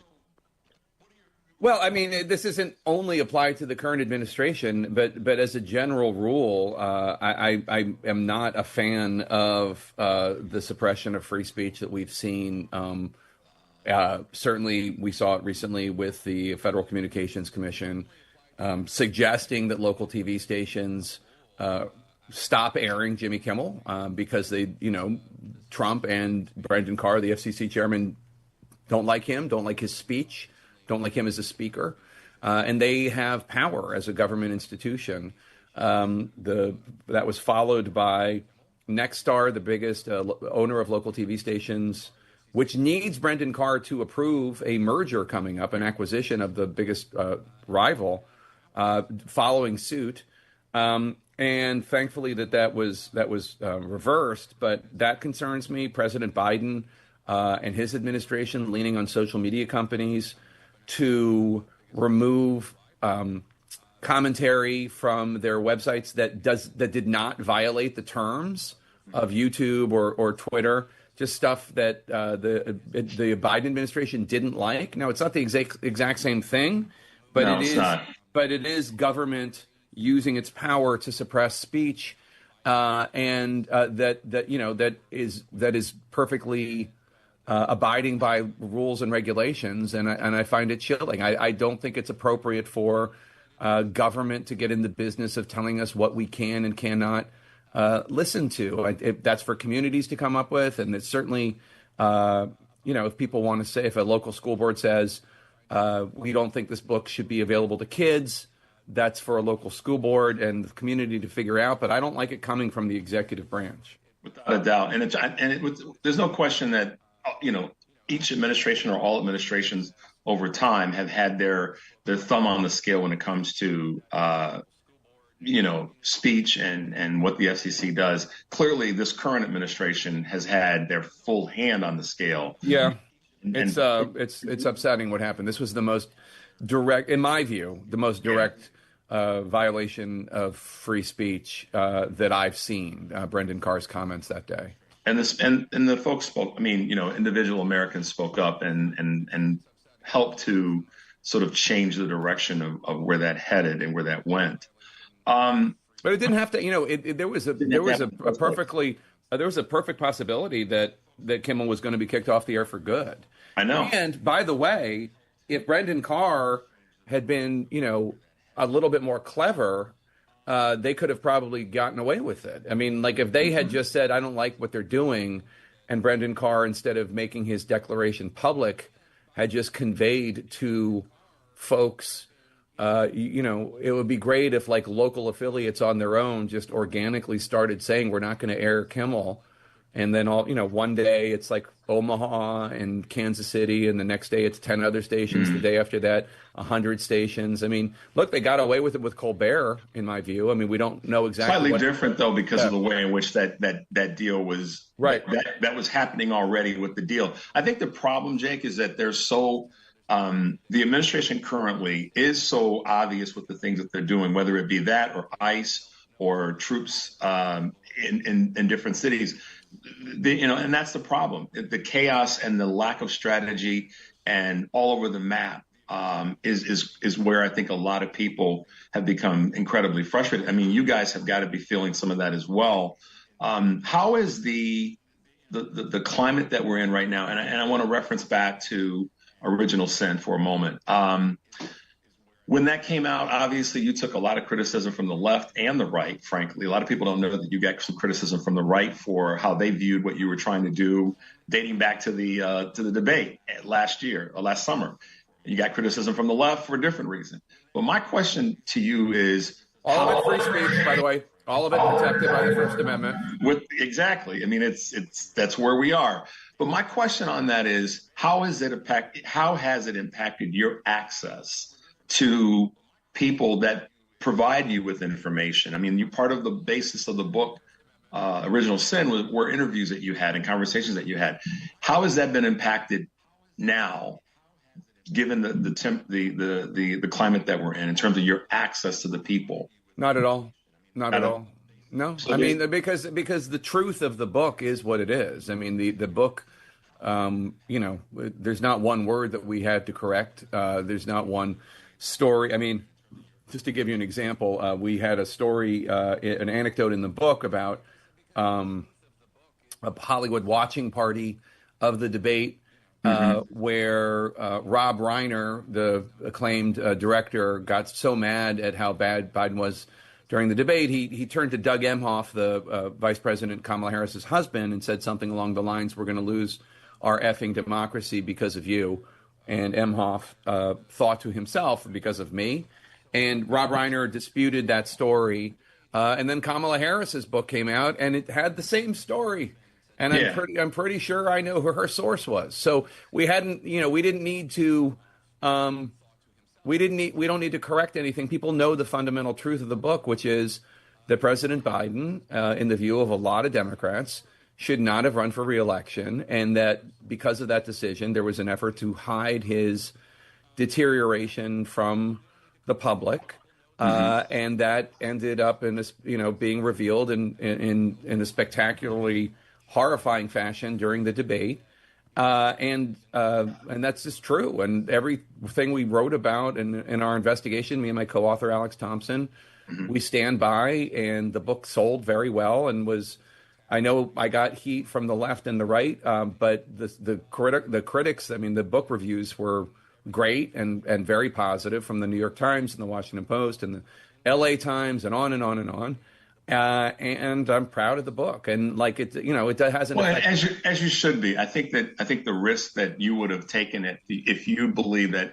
Not believe, but if you had known that some of the things that you were putting in the book weren't accurate, it would have wrecked your writing credibility. I think the criticism, so that part I can fully support you on. I think the criticism came from a lot of folks who thought partly timing and when, and my question was, given my background and who I am, is some of the commentary that came from the title, Original Sin, because as you know, I would suspect that that wording, when you look at folks like Ta-Nehisi Coates or Nicole Hannah-Jones, has its connection to enslavement in America. So Original Sin, from that perspective, is what a lot of people didn't talk about, but a lot of people were feeling, is that the title alone threw a lot of people off. And then once they got into the book, they saw that the Original Sin was of a different nature. So I think that your credibility wasn't really hit in terms of your sources. Yeah. A lot of people were saying that it was the timing of the book, which leads to my next thought and next question, if you will, for us to chat about as we kind of wrap up. What is on your docket or your planning when it comes to, if you haven't had any loss of access to people that can provide you with information, but the obvious concern that a lot of people have, mostly on the left, a lot in the center, and some on the right, with the same concern about Donald Trump's health and environment. Where do you, what's your lens on that? Because it's obvious. It's clearly obvious to anybody, irrespective of where they sit politically, that his health is a factor, and it has been for a while, and it certainly is now. Okay, so a lot of things to unpack there in the few minutes we have left. So first of all, let me just say, so the Original Sin, that obviously goes back to Catholic theology and the original sin of Adam and Eve. And when people talk about America's original sin being slavery, that's a very cogent and meaningful application of a previously existing metaphor. So there's not much I can do. I mean, the idea of the original sin for Joe Biden, that was something that came to us from talking to Democratic operatives who would say the original sin was his decision to run for re-election, and everything else flowed from that. I sure hope I didn't offend anybody who talks about the original sin of slavery, because that's a term I use all the time when discussing that. In terms of the timing, we started writing the book the day after the election because I think that one of the premises that a lot of Democratic operatives felt was that the election was lost because of President Biden's original sin to run for re-election, and Kamala Harris only had 107 days to run, et cetera, instead of there being a full Democratic primary campaign. So, I mean, in terms of timing, like, we started the book after the election and we rushed it out as quickly as we could. And the idea that why are we writing this book when Trump is president and doing all these things, like, I mean, the argument from the Democrats is, how do you think we got Trump? In terms of President Trump and his both physical health and his acuity and his speeches that he gives when he's rambling and meandering, I mean, I cover it every day. And we have done segments on his physical health, his bloated ankles and the bruises on his hands. We've done, with doctors. Yesterday we were pretty unsparing in terms of his comments and his 71-minute rant in front of the generals and the admirals. We talked about it and all the wild things he was talking about. I mean, will I write a book about it? I don't know. I mean, I'm covering it 2 hours a day, every day. I mean, it's Hakeem Jeffries, who hopefully I'll get on the show later today. But in any case, he is trying to draw the connection between President Trump, what he calls unhinged President Trump, and the government shutdown. So we'll talk to him about that hopefully today. But it's not something I'm avoiding talking about. No, I'm not saying that. I want to be clear. I'm not saying you're avoiding, because you have been covering. You have been. Yeah. I'm saying, is it in the potentially in the plan to put together a book that speaks to it in a written manner. Whether you are or you're not, that's really more of my own curiosity. I don't have any plans to write a political book as of right now, but you know, we're only it's September and in the first year of his presidency. I have no idea if I will. I mean, one of the reasons I wrote Original Sin is because nobody else was. Like, I wanted to know what happened, and I had not gotten any satisfactory answers. So Alex and I decided to find out. And like, there are people with much better sources than me when it comes to the Trump administration, and I don't know. So I really want to read it, and maybe I'll write something. I don't know, but you know, it is a big task to write a book, and you need to have really good sources. And I doubt that. I'm sure that there are going to be a lot of people writing Trump books in the next few years. I would love to read one about what's going on, and maybe I'll write one. I'm not against it, but for the Biden book, I saw a need and an opening, and you know, and that's why we wrote it. Got it. Race Against Terror. It's a thriller. It's definitely one that's riveting by description and based on true information, real information, written by Jake Tapper, the host of The Lead with Jake Tapper. Hey, it's great to have you on. I appreciate you taking the time. I look forward to doing this again, and maybe you'll get me invited on your show, and we'll talk about what's happening in this crazy world we live in. Jake, thanks for being with us. Thank you. Really appreciate it. Thank you so much. There you go, guys. 2 segments with Jake Tapper. And all I can tell you is there were so many questions I wanted to ask.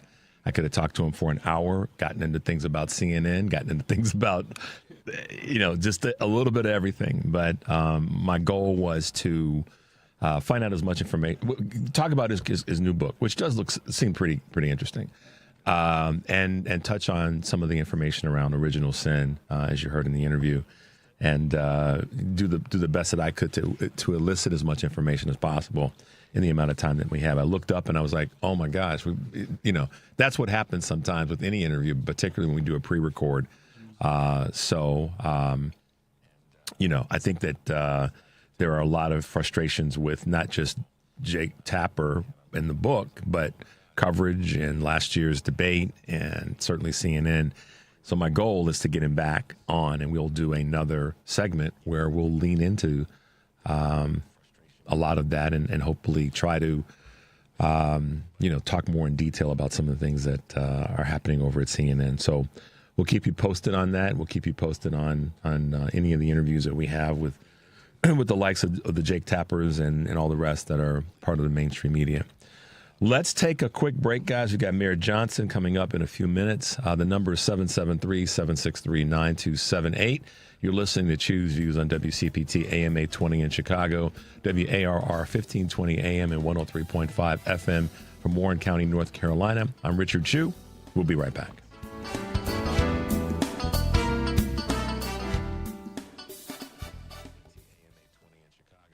WCPT will be broadcasting a live in-person Union Strong panel on Wednesday, October 15th from 3 to 5 p.m. And you're invited. Join me, Tom Hartman, and WCPT's morning host, Richard Chu, at the Ironworkers Local 63 Training Center in Broadview.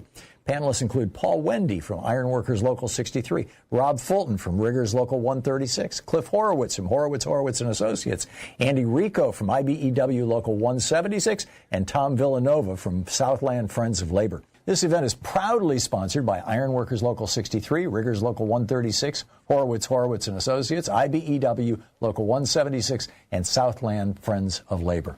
Wednesday, October 15th from 3 to 5 p.m., Ironworkers Local 63 Training Center, 2523 Lexington Street in Broadview. That's just off the 25th Street exit on the Eisenhower Expressway. All listeners must register to attend this free event at WCPT820.com. Just click on the banner. From smoke and carbon monoxide detectors to fire extinguishers and more, Kidde home safety products keep your family protected in case of emergencies. Did you know that your detectors need to be replaced every 5 to 10 years? Kidde detectors feature enhanced sensing technology that reduces false alarms and fast alerts for more time to get out safely. Visit us in-store or on Menards.com and shop our great selection of Kidde safety products. Save big money at Menards. When it comes to the vitamins and supplements you take, quality counts. If you have questions or concerns about the vitamins you plan on taking, we're happy to help. Mark Drugs, better health and care for you and your pets. The most common signs you need a probiotic are if you have taken an antibiotic and need to balance out the gut bacteria, you find yourself getting constantly sick, or you feel bloated, unwell, or have skin issues. We carry high-quality probiotics at our pharmacy, such as Florastor, Floragen, and what I refer to as the silver bullet, Orthobiotic, which combines multiple strains of beneficial bacteria and friendly yeast to stimulate optimal gut flora. Get to know your pharmacist. Caring for you, your family, and your overall well-being is what our pharmacists at Mark Drugs stand for. You have a choice when it comes to your healthcare, and a great choice is Mark Drugs in Roselle and Deerfield, where you get better health and care for you and your pets. Check out markdrugs.com for the Pet of the Month. You're listening to WCPT 820. Here's the latest Chicago weather update. From the Weatherology Weather Center, I'm meteorologist Michael Caro. Lots of sunshine, very summer-like for today. We'll have highs in the upper 80s to near 90. Then for tonight, mostly clear, a low of 67. That stretch of summer-like weather continues into your weekend. Saturday, still full-on sunshine with highs in the upper 80s. And for Sunday, we'll climb up to a high of 86. Slight chance for an afternoon storm Monday up to 83. And that's your latest Chicago weather update. Right now it's 66. You want to feel important. You want to be a part of something bigger, something that matters and can help change things. You want to feel like you belong. We know. We felt that way too. And that's why we did something about it. We aren't just Army National Guard soldiers. We are normal people just like you. And together, we can make a difference. Take on your legacy. Visit NationalGuard.com to find out more. Sponsored by the Illinois Army National Guard. Aired by the Illinois Broadcasters Association and this station. Hi, I'm Diana. As a veteran, I know that for many servicemen and women, the battle doesn't always end when they come home. Because I too struggle with the invisible wounds of service. Thankfully, I found American Humane's Pups for Patriots program, which brought Sam into my life. Before being paired with Sam, I didn't get out of bed for most days. Pups for Patriots and Sam literally changed my life. Now I'm able to go to the store without having a panic attack. I'm finally able to live my life the way I want to live it. Pups for Patriots provides trained service dogs to veterans like me at no cost. If you're a veteran or know a veteran struggling with post-traumatic stress or traumatic brain injury, please go to AmericanHumane.org to learn about their Pups for Patriots service dog program. Let's give our veterans a fighting chance. A message from American Humane. The music of graduation day. At Communities in Schools, our mission is to ensure that all at-risk kids have the chance to see this day. They've always had my back. They've always done anything to help me. Anytime I needed support, they were there. We not only help kids progress to the next grade, we support them on the path to graduation. Communities in Schools never gave up on me. They told me I can do it, and I did it. Communities in Schools proudly serves 1.5 million at-risk students every year. Learn more at communitiesInschools.org. Chicago's Progressive Talk, WCPT 820, where facts matter.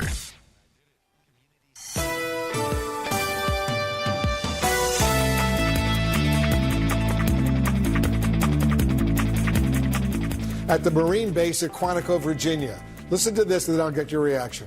And it's really a very important mission. And I told Pete we should use some of these dangerous cities as training grounds for our military, National Guard, but military. Because we're going into Chicago very soon. Mayor, what's your reaction to that? This is absolutely appalling. This president is an unstable human being, and it's right for this moment to check him. and we're calling on Congress to do its job. There's no way that anyone in this country should be okay with armed, militarized troops being sent to cities. These individuals, these brave women and men who sign up to serve and protect this country, they do not do it with being deployed against American citizens and residents in mind. This is not only appalling, but this is, quite frankly, an egregious attempt to undermine the sanctity of our democracy. Of course, that is our one and only Mayor Brandon Johnson from the great city of Chicago, the coolest freaking city on the planet. Good morning, Mayor Johnson, and welcome to Choose Views. Hey, good morning, and thanks for having me back. Absolutely. It's my pleasure. We know that your plate's been full. As I've said so many times, your plate's moved from a plate to a platter.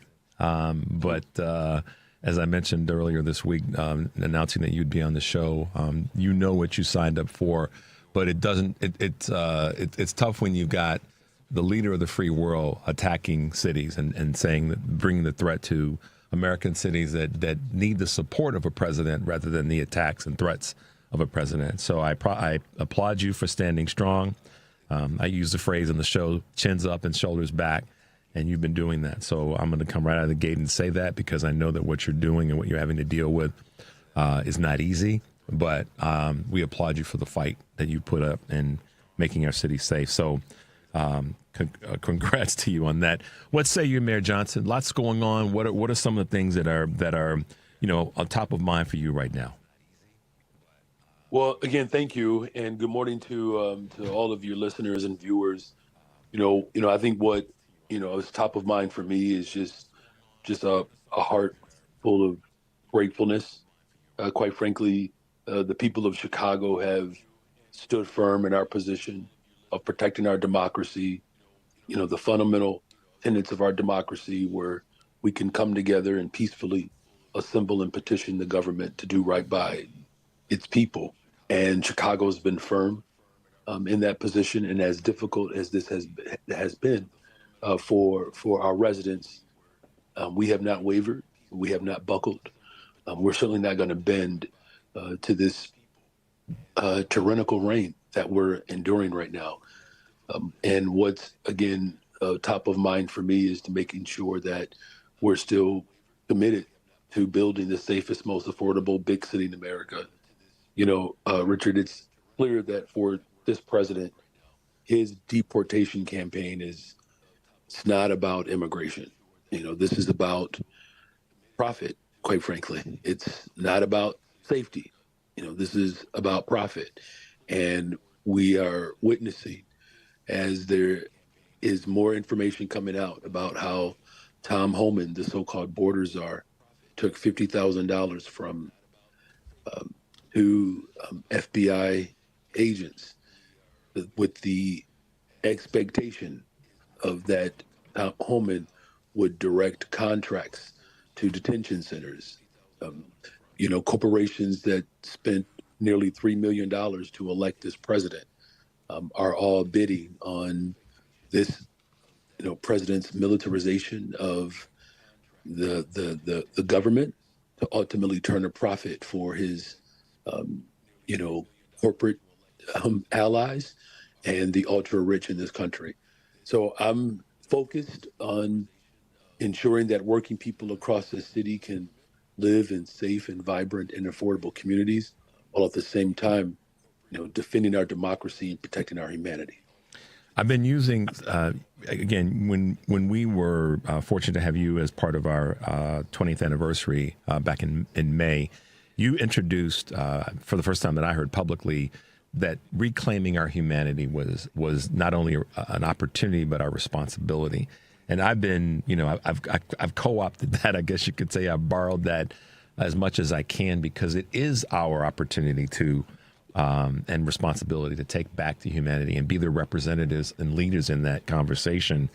And I think at the core, it seems, for those who don't know you and those who may criticize you for whatever in terms of your leadership with the city, you've not let go of that. You've maintained that. And that, I think, Again, I'm putting words in your mouth, Mayor Johnson, but that seems to be part of your North Star. Talk about that as it relates to what we're dealing with when we've got ICE agents tossing women to the ground and choke holding women and pepper spraying women. Talk about how that is part of your, just who you are. Yeah. Well, I mean, you've articulated it, well. That's heartbreaking when you are witnessing live where children are being separated from their parents. I mean, this little 8-year-old girl who was forced to translate, to her parents, for her parents, that they would be disappeared, detained by Trump's militarized force right now, of which has a budget that is, the only budgets that are larger than ICE right now, it's the United States military and China's military. Yep. And you're seeing these families torn apart. There was a black man on the west side of Chicago who was placed into a chokehold by federal agents. An entire village was invaded a couple of nights ago in South Shore, where and they turned it into a disaster area. Absolutely, a helicopter landing on top of a building or surrounding a building, and long guns being pointed into the faces of residents. Right, so you're seeing this attack on our humanity, and when we were faced with the challenge when I first was sworn in office, Richard, when I was sworn in as mayor of Chicago, there were thousands of human beings sleeping on floors in police districts, and no one had an answer for it. We didn't get any help from the federal government. The state did its best to try to house people as long as they could, but eventually that ran out, and we just had scores of buses come into our city. And while at the same time we have dealt with historic disinvestment, where Black folks in particular have not had the opportunity to experience the fullness of what I believe we have a responsibility as government to offer. And so when you ask that question about just focusing on our humanity, we're seeing how the extremism in this country, the extreme right in particular, is working to divide our communities, divide Black folks from brown folks and Asian folks from white folks. And I'm working to build up a city where Black, brown, white, Asian, young, old, and working class people can all come together and enjoy the benefit of living in such an amazing city. So I would just say, for me, and many people know that I'm driven by my faith, and growing up in a home where your father is a pastor and your grandfather is a pastor, that the tenets of my faith direct my leadership, quite frankly. And many times, Richard, instead of making political decisions, I'll make a decision that speaks to our humanity, even if it makes me unpopular. Doing the right thing in a time of crisis is how I want to be defined. And we have not stopped our investments on the west and south sides of Chicago. And in fact, those investments have led to historic declines in violence, 30% reduction in homicides, 35% reduction in shootings and shooting victims. Robberies are down, over 30%. Vehicular carjackings are down almost 50%. A lot of work to do, but it's through our commitment of making sure that every single person in this city can live in safe and affordable communities. That's what's driving me in this moment. And that's what I think a lot of people want to hear from you. When I get asked questions about, ask the mayor this, ask the mayor that. But I'm more interested in knowing what drives you and giving you an opportunity to help people connect with that. They may always be able to connect with the budget per se, but they can connect with a leader that is heartfelt and driven by a certain amount of principles that say we're going to get through this if we work together rather than work against each other. And that's why I wanted to be able to, highlight that or remind folks of that. It's about us working together. Mayor Johnson, the budget fight is definitely a minefield right now, and you know that it is, and I know that the people of the city of Chicago recognize that as well. How are you trying to navigate through this budget minefield? Well, 2 weeks from yesterday, I'm going to deliver my budget address, and I'm going to make something emphatically clear. I'm going to present a budget that's balanced, that challenges the ultra rich and corporations to put more skin in the game. My budget will not include a property tax. It's going to make sure that we include the investments in what people, I believe, not only appreciate, but they expect me to deliver, because I made a commitment when I ran for office. Youth employment, we're already up, over 50% since I've taken office. There's more work to be done, and the numbers are coming back and, positively. Just for instance, in the Austin community, 1,800 young people had summer jobs. That's 200 more than from last year. And we're seeing across the board how the youth employment is impacting our young people's lives. People expect me to continue to invest in mental health. And though we're, experiencing cuts from the federal government, I'm going to put forth a budget that, shows, my value system and my commitment to ensuring that people can have behavior and mental health care services. And then, of course, front and center is still making sure that Chicago is affordable, economic development for our businesses, to continue to grow. And then obviously our key investments in community safety, to what's, really encouraging in this moment. I'm sure you saw this, that this summer, two things. We had the fewest amount of homicides since 1965. Yep. So we had one of the safest summers in over 60 years. And we had record-breaking tourism infusion into our economy. Our hotel occupancy not only was pre-pandemic, it was the highest it's ever been. Yep. And what was the number? 900. What was it? I had this and I lost my note sheet. $900 million. Almost $900 million in economic growth, $20 billion of full impact. Our airport is the busiest airport for international flights in the world right now, and we're close to being the busiest in general. And what you're witnessing is that when you have bold progressive leadership that puts people over profit, you can build a safe and affordable big city. And so, the last thing that I'll say is there are challenges that we are faced with the federal cuts that are coming. Mm-hmm. I'm going to have to make some tough decisions, and we all are going to have to make some tough decisions about how we can make government more productive, so that we're not leaking, resources. People want us to be far more productive and efficient, but they don't want to lose services at the same time. Right. And there's nothing wrong with that. Nope. And so I'm going to put forth a budget that, again, challenges corporations to put more skin in the game so that we can have a safer city. But we're also going to make sure that government works more productive so that we're not losing resources because, government is not moving into the 21st century. You're listening to Choose Views on WCPT AM 820 in Chicago and WARR 1520 AM and 103.5 FM from Warren County, North Carolina. I'm Richard Chu, and we're talking with Mayor Brandon Johnson of the great city of Chicago, the coolest frickin' city on the planet. I'm stealing a little bit from you, but I don't think you mind that. Not at all. Food Security for Life initiative. Yeah. Talk about that for a little bit. You and Governor Pritzker been shouldering up and showing out a little bit. Yeah, look, we've had a strong working relationship as we have addressed collectively housing or homelessness in this city, where we have a one system initiative.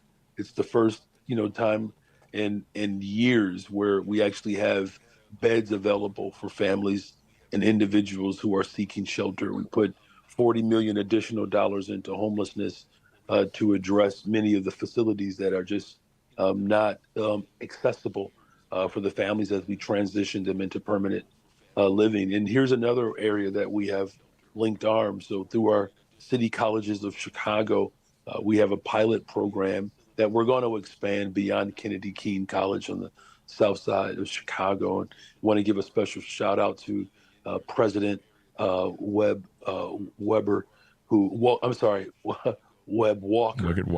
doing an exceptional job as the leader there.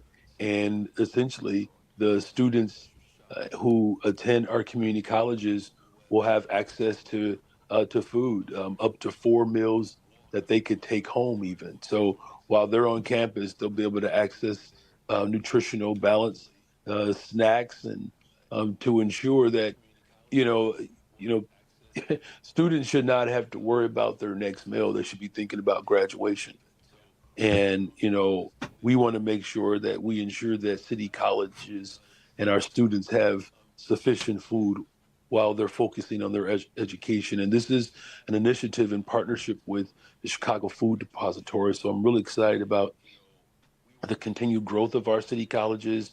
Something else just to note, Richard, the number one subgroup of applicants continues to be young Black men.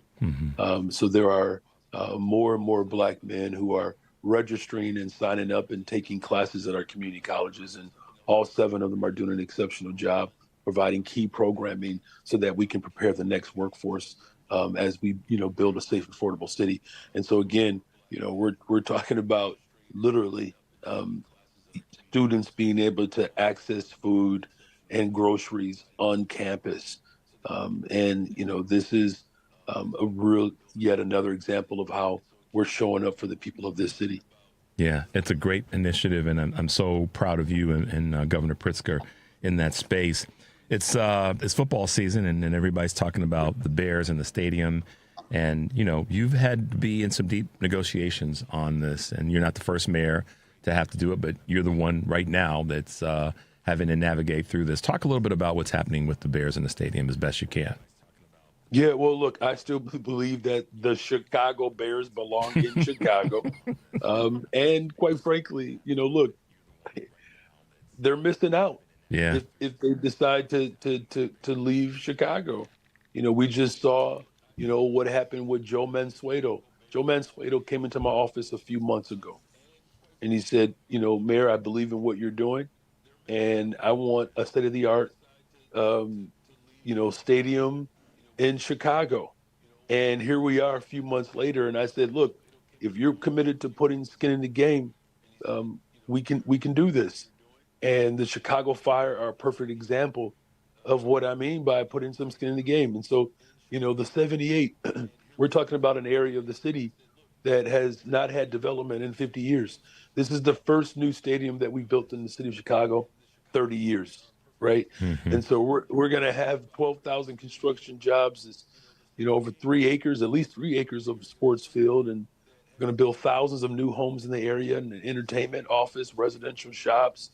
And we did that with community participation. And I want to give a special recognition to Chairwoman Dow, who led community conversations in that community. And they had concerns. Yeah. Legitimate concerns. We worked through it. So I think when it comes to the Chicago Bears, look, I worked hard to come up with some agreement and a package to have the Bears a storied franchise, on the lake, which is still, the most valuable, asset and area for real estate that we have arguably in the country, definitely, in the world as well. So, I'm an optimist, right? Because as much as, I'm not pleased with, the direction in which they're moving in now. I grew up a Cubs fan. And so let me just say, go Cubs first of all. Got to give it up. So congratulations to our Cubbies on the north side. And this is good for our city, but I don't believe there's a better place in the country for sports than the city of Chicago. And, I can't dictate what the Bears decide to do, but I'm just saying that we were able to land a deal, commit to the community, prepare to build a brand new stadium, thousands of construction jobs, economic development alongside the river. It's a perfect example that if people are committed to working with me, we can get stuff done in Chicago. Absolutely it is, Mayor Johnson. And speaking of world events and big things that are happening, man, I tell you, I'm upset with you right now because you're tying up Grant Park once again with this doggone thing called the Chicago Marathon. But Lord have mercy, it is one of the best sporting events on the planet. People come from all over the world to run in this noted race through the wonderful neighborhoods of the city of Chicago, to see the lakefront, to see the skyline. I am thrilled about it. I tease when I talk about tying up Grant Park, but I'm thrilled about it because it is one of the most popular sporting events on the planet. Talk a little bit about the marathon, Mayor Johnson. It really is. I mean, this is world-class event. And, of course, want to thank our big partner with Bank of America, Chicago, and all of the runners that, as you said, come from all over the world. We do this well. We do it well. We're going to have some numbers that we're going to release too regarding Lollapalooza. And, I know you want me to break news on your show, but I'm just going to give you a little bit of a tease. Okay. We are in the business of setting records. I'll say it like that since I've been in office. And, the Chicago Marathon, I believe, and someone asked me this, not only do I believe this is, the premier marathon, I was asked on a national show whether or not, people should come and should they be nervous. And I said, what better way to demonstrate to the world and to what's going on in Washington, D.C. right now than people of the world coming together in the city that, I'll say it like this, Richard, the only other person that I believe that thinks about Chicago more than me, it might be Donald Trump. I mean, it's just like, he's just. That's because you get that boy's head turned sideways. You know what I'm saying? Like, I mean, I'm constantly thinking about this today. That's it. Every single day, all day. It's Chicago, Chicago, Chicago. So much so that my son, who is about to graduate from Kenwood, I don't think he's even considering leaving Chicago to go to college, and I hope he doesn't. But yeah, this marathon is a big deal, and it, the cause, and to bring people together, and then of course the residents of the city who embrace these large scale events. Yes. So it's a remarkable testament to why we are the greatest, coolest, freaking big city in the world, or city in the world. And, we're going to be on the world stage yet again. And what Chicago always does when we're faced with these type of circumstances and challenges, we always rise above. We always rise above.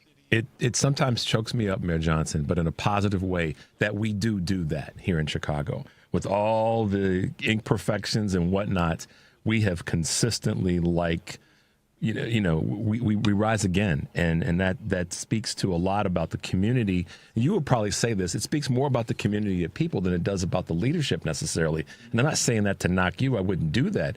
But it speaks to who we are. And so it leads to my last little question as we wrap up today. What do you say to folks that are your detractors? And at the same time, what are you optimistic about as we go forward? I know we're going to talk again in a month, but just wrap us up real quick with optimism, but also what do you say to the detractors that are out there? Look, I made a commitment to serve the entire city of Chicago. And what people said over and over again, that they want a safer city. We're delivering that. People said that we want a more affordable city. We're delivering that. And so even with people who may disagree with my approach, my tactics, and maybe even my value system, that I made a commitment to serve all of the city and to ensure that we build the safest, most affordable big city in America. What I'm always optimistic about is, the work that we're doing to transform this city.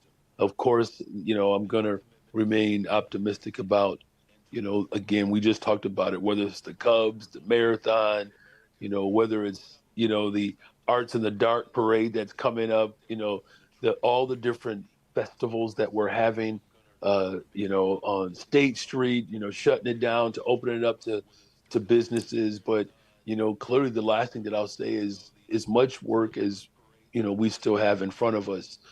Our economy is really starting to recover here.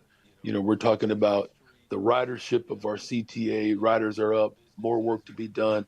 I'm working hard to get the funding back from Springfield so that we can continue to build a world-class transportation system. And lastly, I'm optimistic, and this is an important note that you make.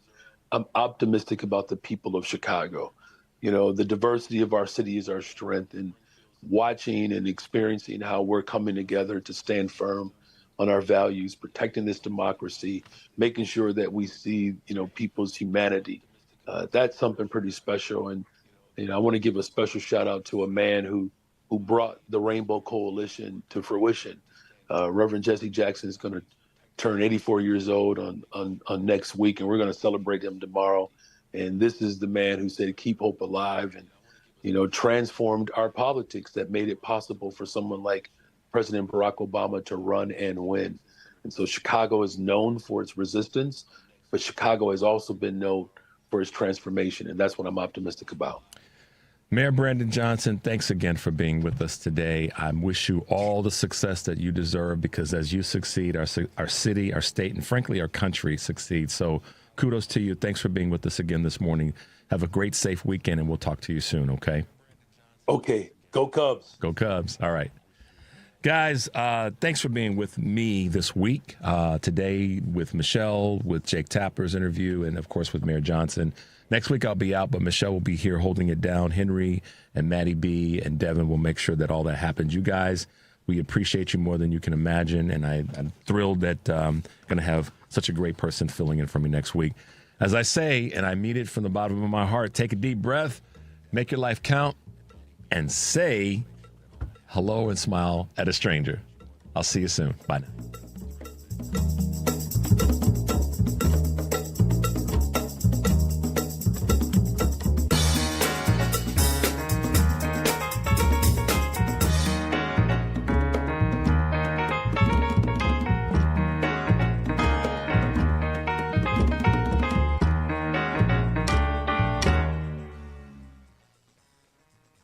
Fall is here and colder nights are on the way. Is your home ready to stay warm and energy efficient? Green Attic is Chicagoland's trusted expert in attic insulation, spray foam, crawl space encapsulation, and mold remediation, solutions that seal in comfort and cut down on high heating bills. If your upstairs feels drafty or your heating system is constantly running, your attic may be to blame.